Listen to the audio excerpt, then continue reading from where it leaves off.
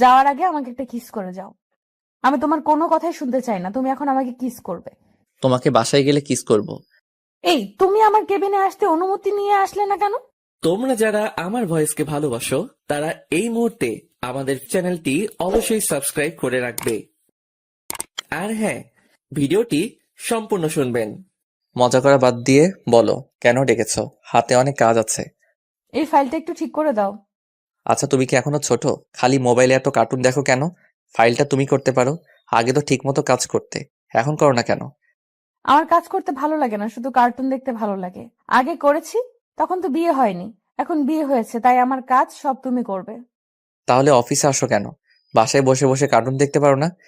আমি বাসায় বসে কার্টুন দেখবো, আর তুমি অফিসে বসে মেয়েদের সাথে আড্ডা দিবে, সেটা কি আমি জানি না? এসব তোমার ভুল ধারণা। আমি কখনো মেয়েদের সাথে আড্ডা দেই না। কাজ করে শেষ করতে পারি না, মেয়েদের সাথে আবার আড্ডা দিব? তোমাদের মতো ছেলেদের আমার ভালো করে চেনা আছে। এখন কথা না বলে আমার ফাইলটা ঠিক করে দাও। ঠিক আছে, দিচ্ছি। একটু রাগ নিয়ে কথাটা বললাম, আর প্রেমা মুচকি মুচকি হাসছে। আমি প্রেমার সামনে বসে ফাইলটা ঠিক করতে লাগলাম। 10 মিনিটের মধ্যে কাজ শেষ হয়ে গেল। এই নাও তোমার ফাইল। আমি আমার কেবিনে যাচ্ছি। যাওয়ার আগে আমাকে একটা কিস করে যাও। প্রেমা, এটা অফিস। তোমাকে বাসায় গেলে কিস করব। আমার হাতে অনেক কাজ জমে আছে। আমি তোমার কোনো কথাই শুনতে চাই না, তুমি এখন আমাকে কিস করবে। তোমার সাথে পারা যাবে না। কে বলেছে তোমাকে বিয়ে করতে? আমার জীবনটা তুমি তেনাফেনা করে দিচ্ছ। কি? আমি তোমার জীবনটা তেনা তেনা করে দিছি? লাগবে না তোমার কিস, তুমি গিয়ে তোমার কাজ করো। বাব্বা, আমার জানোটা দেখে আবার অভিমান করতে পারে। আমি তোমার কে, যে আমি তোমার সাথে অভিমান করব? তুমি তো আমার সব। তোমাকে ছাড়া এই রাসেল পুরো অসহায়। চেয়ার থেকে উঠে গিয়ে প্রেমাকে পিছন থেকে জড়িয়ে ধরে কথাটা বললাম। তখন প্রেমা বলল, যদি তাই হতাম, তাহলে আমার সব আবদার পূরণ করতে। আমি বুঝেছি তুমি এখন আমাকে আগের মতো ভালোবাসো না। আমি তোমাকে অনেক ভালোবাসি, আর ভালোবাসি বলে তো তোমার সব আবদার পূরণ করি। তাহলে এখন আমাকে কিস করো। দাঁড়াও, দরজাটা বন্ধ করে দিয়ে আসি। বলে কেবিনের দরজা বন্ধ করে প্রেমাকে জড়িয়ে ধরে তার ঠোঁটের সাথে আমার ঠোঁট লাগিয়ে দিলাম। 5 মিনিট কিস করার পর ছেড়ে দিলাম। তখন আমি বললাম, এবার খুশি হয়েছো? খুশি মানে? অনেক খুশি হয়েছি। ঠিক আছে, তুমি বসে বসে কার্টুন দেখো, আমি হাতের কাজগুলো শেষ করে আসি। ঠিক আছে, যাও। আমি আর কোনো কথা না বলে নিজের কেবিনে চলে আসলাম। এতক্ষণে তো বকবক করেই গেছি, এখনো তো আমার পরিচয় দেওয়া হলো না। আমি রাসেল, বর্তমানে শ্বশুরের অফিসে কাজ করি। পরিবারে আব্বু আম্মু আর একটা ছোট বোন আছে, আর প্রেমা ও হচ্ছে এই অফিসের বস। তাহলে চলুন প্রেমা আর আমার কাহিনী একটু খুলে বলি। প্রেমার সাথে আমার বিয়ে কিভাবে হলো। সকালে ঘুম থেকে উঠতে দেরি হয়ে গেছে। আজকে অফিসে বসের মেয়ে আসবে। আমি অফিসে চাকরি করি আজ 1 বছর ধরে। বস আমার কাজ দেখে অনেক ভালোবাসে, তাই দেরি হলে সমস্যা হয় না। কিন্তু আজকে আমাকে একটু তাড়াতাড়ি অফিসে যেতে বলছে। সেখানে আজকেও লেট। না জানি আজকে কপালে কি হয়েছে। আমি ওয়াশরুমে ঢুকে ফ্রেশ হয়ে রেডি হয়ে নাস্তার টেবিলের সামনে গিয়ে একটা চেয়ার টেনে বসলাম। তখন আমি রাইসাকে বললাম, ওই আজকে আমাকে সকালে ডাকলি না কেন? আমি কি তোর চাকর নাকি যে প্রতিদিন তোকে ঘুম থেকে উঠিয়ে দেব? একটা বিয়ে করতে পারিস না? তাহলে তোর বউ সবসময় উঠিয়ে দেবে। এই তোর মাথায় বিয়ে ছাড়া আর অন্য কিছু আসে না? না, আমার তোর বিয়ে ছাড়া অন্য কিছু আসে না। তোকে বিয়ে না দেওয়া পর্যন্ত আমি বিয়ে করব না। তুই আমার জীবনটা শেষ করে দিচ্ছিস। আমার বিয়ে হয়ে গেলে তোর সাথে প্রতিদিন যুদ্ধ করবে কে? আমি তোকে বিয়ে না দেওয়া পর্যন্ত বিয়ে করব না। ঠিক আছে, আমি তাড়াতাড়ি বিয়ে করে তোকে বিয়ে দিয়ে বাসা থেকে বের করব। আগে বিয়ে করে দেখা, তারপর আমার কথা বলিস। এই, তোরা কি সারাদিন ঝগড়া করবি? এখনো কি তোরা ছোট আছিস? আমার কি দোষ? তোমার মেয়ে তো আমার সাথে সবসময় ঝগড়া করে। কি? আমি তোর সাথে প্রতিদিন ঝগড়া করি নাকি তুই আমার সাথে করিস? এই, তোরা থামবি? আজকে তোর বাবা বাজার থেকে আসুক, তোদের একটা ব্যবস্থা করতে বলবো। আমি তোদের দুই ভাই বোনের জ্বালায় বাঁচি না। তুমি যা খুশি করো, আগে আমাকে নাস্তা দাও। এমনি আজকে অফিসে লেট হয়ে গেছে। তারপর আজকে বসের মেয়ে অফিসে বসবে। এটা কি তোর আজকে নতুন নাকি? তুই তো প্রতিদিন সকালে দেরি করে উঠিস। আমি কি করব, আমার যে প্রচুর ঘুম, তাই সকাল সকাল উঠতে পারি না। তাহলে একটা বিয়ে করতে পারিস না? তোর বউ তোকে প্রতিদিন ডেকে তুলে দিবে। আম্মু, তুমিও ওই খাচ্চুনির মতো শুরু করছো। আগে ওটাকে বাসা থেকে বের করে তারপর আমি বিয়ে করব। আমি খাচ্ছুনি? তুই বিলাই, ছাগল, গরু আরো আছিস, সব হচ্ছিস তুই। এই তোদের আবার শুরু হয়ে গেছে। আর রাসেল, তোর আজকে না অফিসে লেট হয়ে গেছে, তাড়াতাড়ি নাস্তা করে অফিসে যা। আমি মনে মনে রাইসাকে স্বাধীন করলাম। আপনারা আবার ওকে বলে দিয়েন না, তা না হলে আমার অবস্থা খারাপ করে ছাড়বে। নাস্তা শেষ করে বাসার বাইরে এসে বাইক নিয়ে অফিসে যেতে লাগলাম। ও আপনাদের তো রাইসার ব্যাপারে বললাম না। রাইসা এবার মাস্টার্স শেষ করেছে। তাই বাসায় বসে থাকে। বিয়ের জন্য অনেক জায়গা থেকে আসে, কিন্তু তার এক কথা, আমাকে বিয়ে না দেওয়া পর্যন্ত সে বিয়ে করবে না। তাই ওর বিয়েটা হচ্ছে না। যত জায়গা থেকে বিয়ের জন্য আসে, রাইসা কিছু একটা বাহানা ধরে সবকিছু শেষ করে দেয়। আপনাদের সাথে কথা বলতে বলতে অফিসে চলে আসলাম। গেট দিয়ে ঢুকে বাইকটা পার্কিং করে অফিসের ভিতরে চলে গেলাম। নিজের কেবিনে বসতে না বসতেই পিয়ন শালা এসে বলল, স্যার, ম্যাম আপনাকে ওনার কেবিনে দেখা করতে বলেছে। ঠিক আছে তুমি যাও, আমি আসছি। পিয়ন আর কোনো কথা না বলে চলে গেল। আমি দোয়া দরুদ পড়তে পড়তে ম্যামের কেবিনের সামনে গিয়ে বললাম, ভিতরে আসতে পারি ম্যাম? আসুন। আমি ভিতরে ঢুকে দেখি ম্যাম অপর দিকে চেয়ার ঘুরিয়ে বসে আছে। তখন আমি বললাম, ম্যাম আপনি আমাকে ডেকেছেন? এখন কয়টা বাজে? ম্যাম 10টা বাজে। আপনার অফিস কয়টায়? জি ম্যাম, সকাল 9টায়। তো অফিসে আসতে এত লেট কেন? প্রায় 1 ঘন্টা লেট। আপনাকে কি চেহারা দেখে বেতন দেওয়া হবে? আসলে ম্যাম ঘুম থেকে উঠতে দেরি হয়ে গেছে। আজকে সকালে আমাকে কেউ ঘুম থেকে ডেকে তুলে নাই, তাই লেট হয়ে গেছে। আপনি যে এরকম লেট করে অফিসে আসেন, আব্বু আপনাকে কিছু বলে না? উনি আমাকে কিছু বলে না, কারণ আমার কাজ শেষ করেই আমি বাসায় যাই। আর উনি আমার কাজ দেখে অনেক খুশি হয় এবং আমাকে অনেক ভালোবাসেন। তখন তো আব্বু অফিসে ছিল, তাই আপনাকে কিছু বলে নাই। এখন থেকে আমি অফিস দেখাশোনা করব। আজকের পর থেকে যদি কোনো দিন আপনার অফিসে আসতে লেট হয়, তাহলে আপনার বেতন থেকে টাকা কেটে নেওয়া হবে। ঠিক আছে ম্যাম, আজকের পর থেকে আর দেরি হবে না। আগামীকাল থেকে ঠিক টাইমে আসবো। ঠিক আছে, আপনি এখন আসতে পারেন। Okay ma'am. আমি আর কোনো কথা না বলে ম্যামের রুম থেকে বেরিয়ে আসলাম। আসার সময় ম্যামের 14 গোষ্ঠী উদ্ধার করলাম। আবার মনে মনে বললাম, ম্যাম তো ঠিকই বলেছে, এভাবে লেট করে অফিসে আসলে কোনো অফিসে আমাকে চাকরি দিবে না। না, কালকে থেকে ঠিক টাইমে আসতে হবে। আর কিছু না ভেবে নিজের কাজগুলো করতে লাগলাম। হঠাৎ রাফি আসলো আমার কেবিনে। রাফি হচ্ছে আমার কলেজ ফ্রেন্ড, দুজনে এই অফিসে চাকরি করি। তখন রাফি বলল, কিরে, ম্যামের কেবিনে এতক্ষণ কি করছিস? কি আর করবো, ম্যাম আমাকে কিছুক্ষণ হেদায়েত করলো। ঠিকই করেছে। তুই ঠিক টাইমে অফিসে আসিস না কেন? আগে তো ম্যামের আব্বু ছিল, এখন তার মেয়ে অফিস দেখাশোনা করবে। আগের মতো দেরি করে আসা যাবে না। ঠিক বলছিস। আচ্ছা তুই কি ম্যামের চেহারা দেখেছিস? দেখছি। কেন বলতো? তুই দেখিসনি? তাহলে কি তোকে জিজ্ঞেস করতাম? শালি চেয়ার ঘুরিয়ে আমাকে বাসন দিছে। তুই জানিস, ম্যাম দেখতে অনেক সুন্দর। যদি ওর মতো মেয়ের সাথে প্রেম করতে পারতাম। তাহলে রিয়াকে গিয়ে বলবো, রাফি তোকে এখন আর ভালোবাসে না, হ্যাঁ এখন অফিসের ম্যামের দিকে নজর দিছে। না ভাই, তোর দোহাই লাগে, এমন কাজ ভুলেও করিস না। রিয়া আমাকে কাঁচা খেয়ে ফেলবে। আমি তোর সাথে মজা করছি। এখন কথা না বলে নিজের কাজ কর গিয়ে। রাফি আর কোনো কথা না বলে তার কেবিনে চলে গেল। আসলে রিয়া হচ্ছে রাফির গার্লফ্রেন্ডের নাম। রাফি আর রিয়া দুজন দুজনকে কলেজ লাইফ থেকে ভালোবাসে।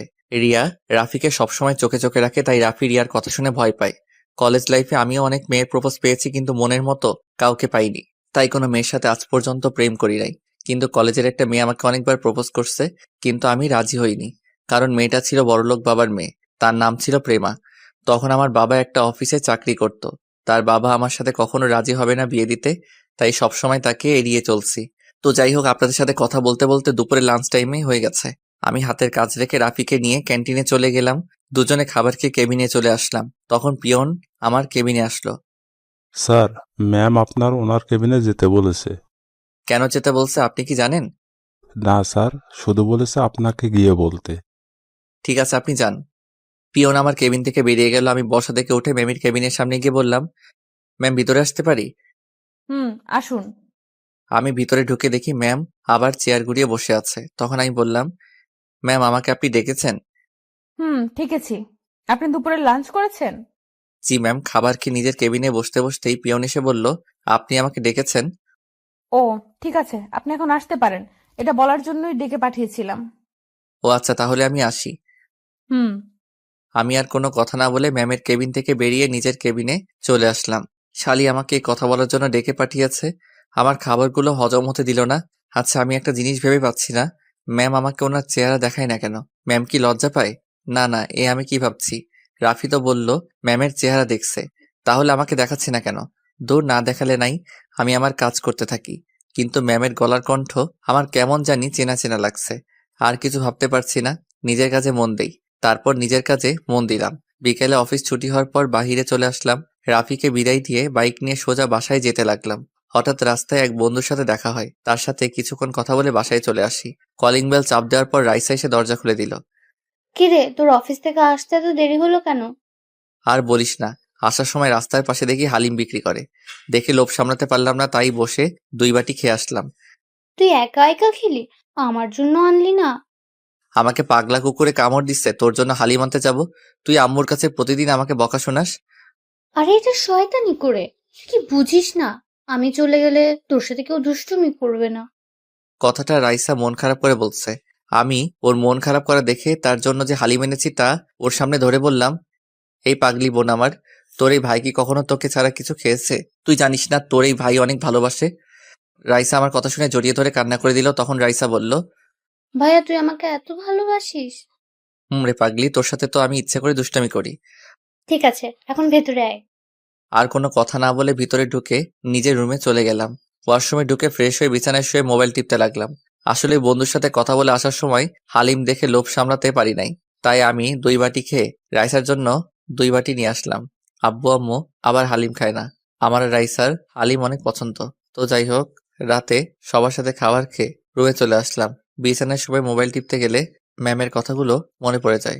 মোবাইলে অ্যালার্ম দিয়ে রাখলাম, তাই আর মোবাইল না টিপে ঘুমিয়ে পড়লাম। সকালে ঘুম থেকে তাড়াতাড়ি উঠে গেলাম। ঘড়ির দিকে তাকিয়ে দেখি মাত্র 7টা বাজে। এখন অফিসের টাইম 2 ঘন্টা বাকি আছে। বিছানা থেকে নেমে ওয়াশরুমে ঢুকে ফ্রেশ হয়ে একটা জামা গায়ে দিয়ে নিচে আসলাম। তখন আব্বু আম্মু এবং রাইসা আমার দিকে কেমন চোখে যেন তাকিয়ে আছে। আমি তো কিছুই বুঝতে পারছি না। তোমরা সবাই আমার দিকে এভাবে তাকিয়ে আছো কেন? আমি কি কোনো এলিয়েন নাকি? বাবা, তোর কিছু হয়েছে? শরীর খারাপ নাকি? এ কথা বললে কেন? আমি তো ঠিকই আছি। মানে আম্মু বলতে চাইছে সূর্য আজকে কোন দিকে উঠছে। কেন? প্রতিদিন যেদিকে উঠে আজকেও সেই দিকেই উঠেছে। রাইসা, আমার মনে হয় রাসেলের কিছু হয়েছে। যে ছেলেকে সকালে এত ডাকার পরেও উঠে না, সে ছেলে আজকে এত সকাল সকাল কিভাবে উঠলো? আমি কি সকাল সকাল উঠতে পারি না? সেটা তো আমরা আজ 1 বছর ধরে দেখে আসছি। আরে, অফিসের ম্যাম অনেক কড়া। গতকাল আমাকে যে বাসন দিছে, তাই সকাল সকাল ঘুম থেকে উঠে গেলাম। ম্যামের আব্বু হলে কোনো সমস্যা ছিল না, কিন্তু বসের মেয়ের অনেক রাগ। এবার ঠিক হয়েছে, এখন থেকে দেরি করে অফিসে গেলে তোর ম্যামের ঝাড়ি খেতে হবে। ঠিকই বলছিস। আম্মু, নাস্তা কি হয়েছে? এখনো হয়নি, তোরা বসে গল্প কর, আধা ঘন্টার মধ্যে হয়ে যাবে। ঠিক আছে বলে আমি সোফায় গিয়ে বসলাম। তখন রাইসা আমার পাশে বসে বলল, ভাইয়া তোর ম্যাম দেখতে কেমন রে? আমি এখনো ম্যামের চেহারা দেখি নাই। যে সময় আমাকে কেবিনে ডাকবে তখন ম্যাম চেয়ার ঘুরিয়ে আমার সাথে কথা বলে। এভাবে কথা বলে কেন? বাকিদের সাথে কি এভাবে কথা বলে? না, শুধু আমার সাথে এভাবে কথা বলে। তাহলে আমার মনে হয় এখানে কোনো কারণ আছে। অফিসে সবার সাথে সামনাসামনি কথা বলে, তোর সাথে চেয়ার ঘুরিয়ে কথা বলে কেন? সেটা আমি বলতে পারবো না। দেখি সামনে কি হয়। মাত্র তো প্রথম দিন এমন করছে, কোনো একদিন তো অবশ্যই দেখতে পাবো। তারপর আমি আর রাইসা আরো কিছুক্ষণ কথা বললাম। কিছুক্ষণ পর আম্মু টেবিলে নাস্তা নিয়ে আসলো। সবার সাথে নাস্তা করে রুমে এসে রেডি হয়ে বাসা থেকে বেরিয়ে বাইক নিয়ে অফিসে চলে আসলাম। বাইক পার্কিং করে অফিসের ভিতরে ঢুকে নিজের কেবিনে চলে আসলাম। আজকে 20 মিনিট আগে অফিসে চলে আসলাম। আমি বসে বসে মোবাইল টিপতে লাগলাম। অফিসের সবাই আস্তে আস্তে আসা শুরু করলো। কিছুক্ষণ পর রাফি অফিসের ভিতরে ঢুকে আমাকে দেখে কেবিনে আসলো। তখন রাফি বলল, কিরে, তুই কি রাসেল নাকি অন্য কেউ? আমি রাসেল না, রাসেলের ফটোকপি। আমার তো মনে হয় আজ 1 বছর পর তুই অফিসে আগে এসেছিস। কি করব বলো, শালার ঘুমের কারণে ঠিক টাইমে আসতে পারি না। ঠিক আছে, চল দুজনে কফি খেয়ে আসি, কফি খেয়ে এসে কাজ করব। ঠিক আছে চলো। আমি আর রাফি কেবিন থেকে বেরিয়ে ক্যান্টিনে চলে গেলাম। দুজনে 2টা কফি খেয়ে অফিসে চলে আসলাম। রাফি ওর কেবিনে চলে গেল। আমি আমার কেবিনে বসে কাজ করতে লাগলাম। কাজ করতে করতে দুপুরে লাঞ্চের টাইম হয়ে গেছে, কিন্তু অবাক করার বিষয় হলো আজকে ম্যাম আমাকে তার কেবিনে ডাকে নাই। মনে হয় টাইম মতো আসার কারণে ডাকে নাই। আর ডাকে নাই ভালোই করছে, তা না হলে আমাকে কিছুক্ষণ ভাষণ দিত। এই যা শালির কথা বলতে না বলতেই পিয়ন এসে বলল, স্যার, ম্যাম আপনাকে ওনার কেবিনে ডাকছে। এখন তো দুপুরে লাঞ্চের টাইম, আমি এখন খাবার খেতে যাব। আমাকে বলে লাভ নেই, ম্যামের কাছে গিয়ে বলেন আপনাকে তাড়াতাড়ি যেতে বলেছে। এই কথা বলে পিয়ন কেবিন থেকে বেরিয়ে গেল। এখন লাঞ্চের টাইমে কেন ডাকলো? আবার অনেক খিদেও লাগছে, মনে কয় শালির মাথা ফাটিয়ে দেই। আমি কেবিন থেকে বেরিয়ে ম্যামের কেবিনের সামনে গিয়ে বললাম, ম্যাম ভিতরে আসতে পারি? আসুন। আমি ভিতরে গিয়ে দেখি ম্যাম আগের মতো চেয়ার ঘুরিয়ে বসে আছে। ম্যাম আমাকে কেন ডেকেছেন? এখন তো দুপুরের লাঞ্চ টাইম। আপনি আজকে আমার সাথে লাঞ্চ করবেন, তাই কেবিনে আসতে বললাম। আপনি আমার সাথে কিভাবে খাবার খাবেন? আপনি তো আপনার চেহারা এখনো পর্যন্ত আমাকে দেখান নাই। আমার চেহারা দেখলে আপনি চেয়ার থেকে উঠে যাবেন, কারণ আপনি আমাকে ভালো করে চেনেন। আমি আপনাকে চিনি মানে? কে আপনি? মনে করে দেখেন তো, কলেজে আপনাকে প্রতিদিন একটা মেয়ে প্রপোজ করতো, কিন্তু আপনি রাজি হতেন না। আপনি প্রেমার কথা বলছেন, কিন্তু আপনি ওকে চিনেন কিভাবে? আপনি সেটা পরে জানতে পারবেন। এখন বলেন, প্রেমার প্রপোজে রাজি হতেন না কেন? সে কি দেখতে খারাপ? আসলে ম্যাম, প্রেমা মেয়েটাকে আমারও অনেক পছন্দ, কিন্তু সে ছিল বড়লোক বাবার একমাত্র মেয়ে। আমার বাবা ছিল সাধারণ একটা অফিসের কর্মচারী। প্রেমার বাবা কখনো আমাদের সম্পর্ক মেনে নিবে না, তাই প্রেমা যতবার প্রপোজ করত আমি তাকে ফিরিয়ে দিতাম। তোমার বাবা অফিসে কর্মচারী তো কি হয়েছে? উনি কি মানুষ না? টাকা পয়সা দিয়ে কখনো ভালোবাসা হয় না, দুজনের দুই মনের মিল থাকলে ভালোবাসা হয়। সেটা ঠিক আছে, কিন্তু প্রেমার বাবা কখনো মানবে না। সত্যি করে বলুন তো, আপনি কি এখনো প্রেমাকে ভালোবাসেন? যদি সে আপনার কাছে ফিরে আসে, তখন তাকে আপন করে নিবেন? সে যদি আপনাকে বিয়ে করতে চায়, আপনি তাকে বিয়ে করবেন? আমি এখনো তাকে ভালোবাসি, কিন্তু সে এখন কোথায় থেকে ফিরে আসবে? তাকে তো পড়ালেখা ছাড়ার পর আর দেখতেই পাইনি। সে আপনার আশেপাশেই আছে, আপনি বলুন তাকে আপন করবেন। বিয়ে করতে রাজি আছি, যদি তার বাবা মা এবং আমার বাবা মা রাজি থাকে। প্রেমার বাবা মা সবাই রাজি আছে, এখন আপনি রাজি কিনা সেটা বলুন। আপনি জানলেন কিভাবে যে প্রেমা রাজি আছে? আপনি কে? হঠাৎ ম্যাম চেয়ার ঘুরিয়ে আমার দিকে তাকিয়ে মুচকি মুচকি হাসছে। আমি তো ম্যামকে দেখে অবাক হয়ে গেলাম। এ আর কেউ নয়, প্রেমা। তখন প্রেমা আমাকে বলল, কি ব্যাপার, শখ খেলো নাকি মিস্টার রাসেল? প্রেমা তুমি এখানে? তার মানে এটা তোমাদের অফিস? হুম, এটা আমাদের অফিস। 4 দিন আগে অফিসে আব্বুর কাছে আসলাম, তখন হঠাৎ তোমাকে অফিসে দেখি। তারপর আব্বুকে বুঝিয়ে আমি অফিসে জয়েন করি। আব্বু আমাকে আগের থেকে বলেছে অফিসের দায়িত্ব হাতে নেওয়ার জন্য, কিন্তু আমার অফিসের কাজ করতে ভালো লাগে না। তোমাকে দেখি অফিসের বসের দায়িত্ব পালন করতে এসেছি। এই জন্যই তো বলি, তুমি আমাকে চেহারা দেখাও না কেন? তোমার গলার কণ্ঠ কেমন যেন চেনা চেনা লাগছে। আচ্ছা, তুমি পড়াশোনা শেষ করার পর কোথায় ছিলে? আসলে পড়ালেখা শেষ করার কিছুদিন পর আমার ব্লাড ক্যান্সার ধরা পড়ে। প্রায় 6 মাস বাংলাদেশে অনেক ডাক্তার দেখেছি, কিন্তু কোনো উন্নতি দেখছি না। তারপর আব্বু আমাকে আমেরিকা মামাদের কাছে নিয়ে যায়। সেখানে একটা হসপিটালে আমার অপারেশন হয়। আল্লাহ দিলে 6 মাসে আমি পুরোপুরি সুস্থ হয়ে যাই। সুস্থ হয়ে বাংলাদেশে ফিরে আসি। ও, রাসেল, তুমি আমাকে একটু ভালোবাসা দিবে? আমি সারা জীবন তোমায় আগলে রাখবো, কখনো কষ্ট পেতে দিব না। আমি চেয়ার থেকে উঠে প্রেমাকে পিছন থেকে জড়িয়ে ধরে বললাম, আমিও তোমাকে ভালোবাসি। একমাত্র তোমার কারণে সব মেয়েদের রিজেক্ট করে দিছি। আমি তোমাকে প্রথম দিন কলেজে দেখে পছন্দ করে ফেলি, কিন্তু যখন শুনলাম তুমি বড়লোক বাবার একমাত্র মেয়ে, তখন পিছিয়ে গেলাম। তুমি জানো, আমি আব্বুর কাছে তোমার ব্যাপারে সবকিছু খুলে বলছি। আব্বু তোমার কথায় অনেক খুশি। আব্বু তোমার মতো একটা ছেলে খুঁজছে আমার জন্য। তাহলে তো আর কোনো সমস্যা নেই, কিছুদিন পরে তোমাকে বিয়ে করে বাসায় নিয়ে যাব। ঠিক আছে, লাঞ্চ টাইম তো শেষ হয়ে গেছে, তুমি ফ্রেশ হয়ে আসো। আজকে তোমার জন্য নিজ হাতে বিরিয়ানি বানিয়ে নিয়ে আসলাম। ওকে, আমি ফ্রেশ হয়ে আসছি বলে ওয়াশরুমে ঢুকে ফ্রেশ হয়ে আসলাম। প্রেমা আমার সামনে একটা টিফিন বক্স দিল। আমি খুলে দেখি বিরিয়ানি। আমি খেতে শুরু করলাম। হঠাৎ মনে হলো প্রেমা তো এখনো খাবার খায়নি। আসলে পেটের খিদায় প্রেমার কথা ভুলে গেছি। প্রেমার দিকে তাকিয়ে দেখে আমার দিকে তাকিয়ে আছে। আমি কোনো কথা না বলে প্রেমার মুখের সামনে খাবার ধরলাম। প্রেমা কোনো কথা না বলে খেতে লাগলো। ও, তার মানে আমার হাতে খাওয়ার জন্য এতক্ষণ মহারানী বসেছিল। প্রেমাকে আমি খাইয়ে দিতে লাগলাম। প্রেমা আমার দিকে তাকিয়ে আছে। এভাবে আমার দিকে তাকিয়ে আছো কেন? তুমি কি আমার সেই রাসেল যাকে 1000 বার প্রপোজ করার পরেও রাজি হলো না? তুমি সবকিছু শুনে তারপরেও কথাটা কিভাবে বলছো? এইভাবে সারা জীবন আমাকে খাইয়ে দিবে তো? তোমার কি হাত নেই? আমি তোমাকে খাইয়ে দিতে যাব কেন? তোমার আর খাইয়ে দিতে হবে না, আমি আর খাবো না। ও মা, মহারানী দেখি আবার রাগ করতে জানে। তুমি চাইলে আমি সবসময় তোমাকে খাইয়ে দিব। এই না হলে আমার জামাই। হয়েছে হয়েছে, এখন তাড়াতাড়ি খাও, হাতের কিছু কাজ বাকি আছে। আজকে তোমাকে আর কাজ করতে হবে না, দুজন মিলে বাইরে ঘুরতে যাব। ঠিক আছে। তারপর দুজনে খাবার খেলাম। প্রেমা আমার থেকে টিফিন বক্সটা নিয়ে ওয়াশরুমে চলে গেল। কিছুক্ষণ পর বেরিয়ে আসলো, হাতে করে 1 গ্লাস পানি নিয়ে আসলো। আমার হাতটা ধুয়ে দিল। তারপর প্রেমার ওড়না দিয়ে মুখ মুছে দিল। তারপর কিছুক্ষণ রেস্ট নিয়ে প্রেমা আর আমি অফিস থেকে বেরিয়ে বাইক নিয়ে ঘুরতে গেলাম। প্রেমা আমাকে পিছন থেকে জড়িয়ে ধরে আছে। রাত 9টার সময় বাসায় ফিরে আসলাম। প্রেমাকে তাদের বাসার সামনে নামিয়ে দিয়ে আমার বাসায় চলে আসলাম। দেখতে দেখতে আমাদের বিয়েটা হয়ে গেল। 2 ফ্যামিলি মিলে আমাদের বিয়ের দিন তারিখ ঠিক করলো। তারপর বিয়েটা হয়ে গেল। বিয়ের 1 মাস পর থেকে প্রেমা অফিসে বসে, এতে আব্বু আম্মু কিছু বলে না। তারা চায় আমি আর প্রেমা মিলে অফিসটা চালাই।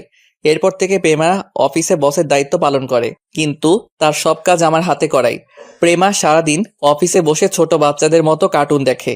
এই ছিল অতীতের কাহিনী। এবার বর্তমানে আসা যাক। প্রেমার কেবিন থেকে বেরিয়ে আসতেই কারোর সাথে ধাক্কা খেলাম, কিন্তু আমি পড়ি নাই। যে আমার সাথে ধাক্কা খেয়েছে সে পড়ে গেছে। নিচের দিকে তাকিয়ে দেখি একটা মেয়ে, কিন্তু তাকে কখনো এই অফিসে দেখি নাই। তখন মেয়েটি উঠে এসে আমাকে একটা থাপ্পড় মেরে দিল। তারপর বলতে লাগলো, কুত্তার বাচ্চা, দেখে চলতে পারিস না? দেখে তো মনে হচ্ছে এই অফিসে কাজ করিস। আমি ইচ্ছে করে আপনাকে ধাক্কা দেই নাই। আর একটা কথা, আমার মা বাবাকে গালি দিয়ে কথা বলবেন না। যদি গালি দেয় তাহলে তুই কি করবি? তুই জানিস আমি চাইলে প্রেমাকে বলে তোকে এই অফিস থেকে বের করে দিতে পারি। আপনি বলে দেখতে পারেন, কোনো লাভ হবে না। আর একটা কথা, আপনি শুধু মেয়ে মানুষ দেখে আজকে বেঁচে গেছেন, তা না হলে আমার থাপ্পড়ের প্রতিশোধ আমি নিয়ে ছাড়তাম। তুই বেশি বেড়ে গেছিস, দাঁড়া, তোর চাকরি এক্ষুনি আমি খেয়ে দিচ্ছি।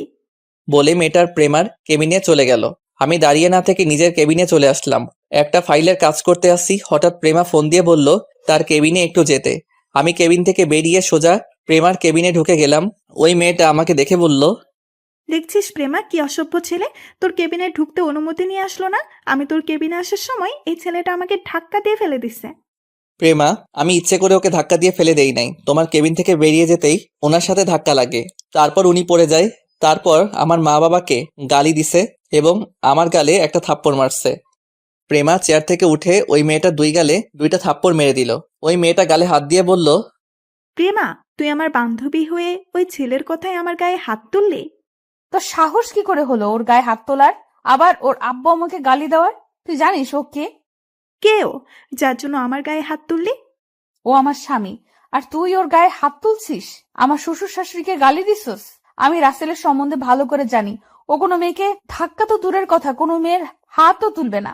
তুই শুধু আমার বান্ধবী দেখে আর কিছু করলাম না, তা না হলে উচিত শিক্ষা দিয়ে ছাড়তাম। সরি প্রেমা, আমি বুঝতে পারি নাই ও যে তোর স্বামী। আমি যদি তোর স্বামীকে আগেই দেখতাম তাহলে এমনটা হতো না। তুই আমাকে মাফ করে দে। আমার কাছে মাফ না চেয়ে রাসেলের কাছে ক্ষমা চা। ও যদি তোকে ক্ষমা করে তাহলে আমিও তোকে মাফ করে দিব। আপনি আমাকে ক্ষমা করে দেন, আমি আপনাকে চিনতে পারি নাই। আমি তোমাকে ক্ষমা করে দিছি। ভবিষ্যতে এমন কাজ আর কারোর সাথে করবেন না, তা না হলে তোমাকে পস্তাতে হবে। কথা মনে রাখিস। এই বলে আমি নিজের কেবিনে চলে আসলাম। তারপর বিকালে অফিস ছুটির পর গাড়ি নিয়ে প্রেমার জন্য অপেক্ষা করতে লাগলাম। কিছুক্ষণ পর প্রেমা অফিস থেকে বেরিয়ে আসলো। প্রেমা এসে আমার সাথে সামনের সিটে বসলো। তখন প্রেমা বলল, কি ব্যাপার, তুমি আমাকে নিয়ে আসলে না কেন? আমি মনে করছি ওই মেয়েটা তোমার কেবিনে, তাই আর যাইনি। আচ্ছা, মেয়েটাকে? ও হচ্ছে নদী, আমার সাথে হাই স্কুল লাইফ পর্যন্ত পড়েছে। আমরা দুজন বান্ধবী। এসএসসি পাশ করার পর তার আব্বু ওকে বাইরের রাষ্ট্রে পাঠিয়ে দেয়। তারপর পড়ালেখা শেষ করে দেশে এসে তাদের নিজের অফিস দেখাশোনা করে। ও, তাহলে ও আমাকে দেখে নাই? তোমার সাথে যোগাযোগ ছিল না? যোগাযোগ থাকলে কি আজকের এই ঘটনা ঘটতো? তাও ঠিক বলছো।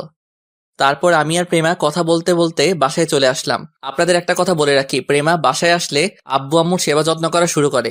বাসায় প্রেমা আমার সাথে তেমন শয়তানি করে না, অফিসে আমার অবস্থা খারাপ করে ফেলে। তার এসব পাগলামি আমার অনেক ভালো লাগে। বাসায় এসে কলিং বেল চাপ দিলাম। কিছুক্ষণ পর আম্মু এসে দরজা খুলে দিল। আমাদের দেখে আম্মু বলল, কি রে, তোরা এসেছিস? আম্মু। আম্মু, তুমি দুপুরের ওষুধ ঠিক মতো খেয়েছো?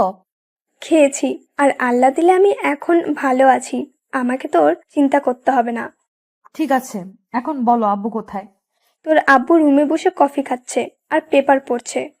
ঠিক আছে রাসেল, তুমি রুমে যাও, আমি আব্বুকে দেখে আসছি। ঠিক আছে যাও। আমি আর কোনো কথা না বলে রুমে চলে আসলাম। প্রেমা আব্বুর রুমে চলে গেল। এবার দেখছেন প্রেমা বাসায় আসলে কি করে। আমি ওয়াশরুমে ঢুকে ফ্রেশ হয়ে বিছানায় শুয়ে মোবাইল টিপতে লাগলাম। রাতে সবার সাথে খাবার খেয়ে আমি রুমে চলে আসলাম। প্রেমা আব্বু আম্মুকে ওষুধ খাইয়ে দিয়ে আসবে, আর রাইসা তার এক বান্ধবীর বিয়েতে গেছে, তাই ওর কথা বললাম না। কিছুক্ষণ পর প্রেমা রুমে ঢুকে দরজা লাগিয়ে বিছানায় এসে আমাকে জড়িয়ে ধরলো। এই, আমি মা হতে চাই। আব্বু আম্মুর অনেক শখ দাদা দাদির রাগ শোনার। আগে রাইসার বিয়েটা হয়ে যাক, তারপর সব হবে। আমি তোমার কোনো কথা শুনতে চাই না, আমি বলছি মা হব। এখন তুমি ছেলে মেয়ে লালন পালন করতে পারবে? আমি পারবো। তুমি আমাকে একটা তোমার মতো ছেলে দাও। ঠিক আছে, কিছুদিন অপেক্ষা করো, তারপর তোমার সব আবদার পূরণ করব। ওকে, এখন আমাকে একটা কিস করো। ঠিক আছে, করছি। আমি প্রেমাকে জড়িয়ে ধরে তার ঠোঁটের সাথে ঠোঁট লাগিয়ে দিলাম। প্রায় 5 মিনিট পর ছেড়ে দিয়ে দুজন দুজনকে জড়িয়ে ধরে শুয়ে পড়লাম। আজ 5 দিন পর আমি রাতের খাবার খেয়ে রুমে শুয়ে মোবাইল টিপতে আসি। হঠাৎ রাইসা আমার রুমে আসলো। তখন আমি রাইসাকে দেখে বললাম, কিরে রাইসা, তুই আমার রুমে কিছু বলবি? রাইসা আমার পাশে বসে বলল, আসলে ভাইয়া, কলেজ লাইফ থেকে একটা ছেলের নাম রনি আমাকে ভালোবাসে, কিন্তু আমি তাকে ফিরিয়ে দিই। আমি তাকে বলছি আমি তাকে ভালোবাসতে পারবো না, কিন্তু সে আমাকে প্রতিদিন ভালোবাসার কথা বলে। আমার বান্ধবীর বিয়েতে রনি এসে আমাকে ভালোবাসার কথা বলেছে। ছেলেটা কেমন, ভালো নাকি খারাপ? ভাইয়া, ছেলেটা অনেক ভালো, আমার সাথে কখনো খারাপ কিছু করে নাই, শুধু ভালোবাসার কথা বলে। তোর কি রনিকে পছন্দ হয়? ছেলেটাকে পছন্দ হয়, কিন্তু আমি ভালোবাসা বিশ্বাস করি না। আমি ওকে বলেছি আমার বাসায় বিয়ের প্রস্তাব নিয়ে আসতে। তখন সে কি বলেছে? রনি বলেছে তার আব্বু আম্মুকে রাজি করিয়ে কালকে আমাদের বাসায় আসবে। রনি বর্তমানে কি করে? রনি এখন তাদের অফিস দেখাশোনা করে। ঠিক আছে, কালকে তাহলে আসুক, আমি সব ব্যবস্থা করছি। ঠিক আছে ভাইয়া, আব্বু আম্মুর কাছে বলতে লজ্জা লাগে, তাই তোর কাছে বলেছি। সমস্যা নেই, আমি সব দেখছি, তুই রুমে যা। রাইসা আর কোনো কথা না বলে রুম থেকে বেরিয়ে গেল। আমি শুয়ে শুয়ে মোবাইল টিপতে লাগলাম। প্রেমা রুমে এসে দরজা লাগিয়ে আমাকে জড়িয়ে ধরে বলল, রাইসাকে দেখলাম রুম থেকে বেরিয়ে যেতে। কেন এসেছে রাইসা? তাহলে শোনো। তারপর রাইসা আমার সাথে কি বলেছে সবকিছু প্রেমাকে খুলে বললাম। তাহলে তো ভালোই, রাইসার বিয়ে হয়ে গেল, আমি তোমার কাছে একটা সন্তান পাবো। ঠিক আছে, দিব। তাহলে কালকে আর দুজন অফিসে যাব না, ম্যানেজার আঙ্কেলকে বলবো সবকিছু দেখে রাখতে। ওকে, ঠিক আছে। তারপর দুজন দুজনকে জড়িয়ে ধরে শুয়ে পড়লাম। এবার আপনাদের একটা কথা বলি, আমার আর প্রেমার বিয়ের পর এখনো প্রেমার সাথে গভীরে যাইনি, কারণ বিয়ের 2 দিন আগে থেকে আম্মু অসুস্থ হয়ে পড়ে। তাই বাসর রাতে প্রেমাকে বলেছি আম্মু সুস্থ না হওয়া পর্যন্ত আমরা গভীরে যাব না। প্রেমাও আমার সাথে একমত দিছে। এরপর আমাদের মাঝে কিছুই হয়নি। সব মেয়েরা চায় স্বামীর ভালোবাসা নিয়ে বেঁচে থাকতে, স্বামীর আদর পেতে, মা হওয়ার স্বপ্ন থাকে, কিন্তু প্রেমা আমার কথার বাহিরে একটা কথাও বলে না। সে বলছে আমি যেটা বলবো সে তাই করবে। প্রেমার মতো মেয়ে বউ হিসেবে পাওয়া অনেক ভাগ্যের ব্যাপার। তো যাই হোক, পরের দিন রনি এবং তার মা বাবা আমাদের বাসায় আসলো। তাদের সাথে কথা বলে বুঝাতে পারলাম তারা অনেক ভালো। রনি ছেলেটা দেখতে অনেক সুন্দর, কথাবার্তা অনেক ভালো। রনির আব্বু আম্মু রাইসাকে পছন্দ হয়েছে। এখন আমাদের বলছে তাদের বাসা এবং তাদের ব্যাপারে জেনে আসতে। এরপর তারা চলে গেল। পরের দিন আমি আব্বু রনিদের বাসায় গেলাম। তাদের বাসায় যাওয়ার আগে কিছু মানুষ থেকে তাদের বিষয় জিজ্ঞেস করলাম। সবাই তাদের ব্যাপারে ভালো বলছে। রনিদের বাসায় গিয়ে সবকিছু দেখলাম। আল্লাহ দিলে সবকিছু ঠিক আছে। রনির আব্বু আম্মুকে বলছি আমাদের বাড়িতে গিয়ে বিয়ের দিন তারিখ ঠিক করে আসতে। আজকে রাইসার গায়ে হলুদ, অফিসের সবাইকে দাওয়াত দেওয়া হয়েছে। রাফিকে বলছি রিয়াকে নিয়ে আসতে। বিয়ের সবকিছু আমার নিজের মতো করে সাজিয়েছি, কোনো কিছুর কমতি রাখি নাই। আমি কাজের লোকগুলোকে সবকিছু ঠিকঠাক ভাবে দেখিয়ে দিচ্ছি। হঠাৎ নদী আমার সামনে এসে বলল, কেমন আছেন? আমি ভালো আছি, আপনি কেমন আছেন? আমিও ভালো আছি। আপনি কি আমার উপরে এখনো রেগে আছেন?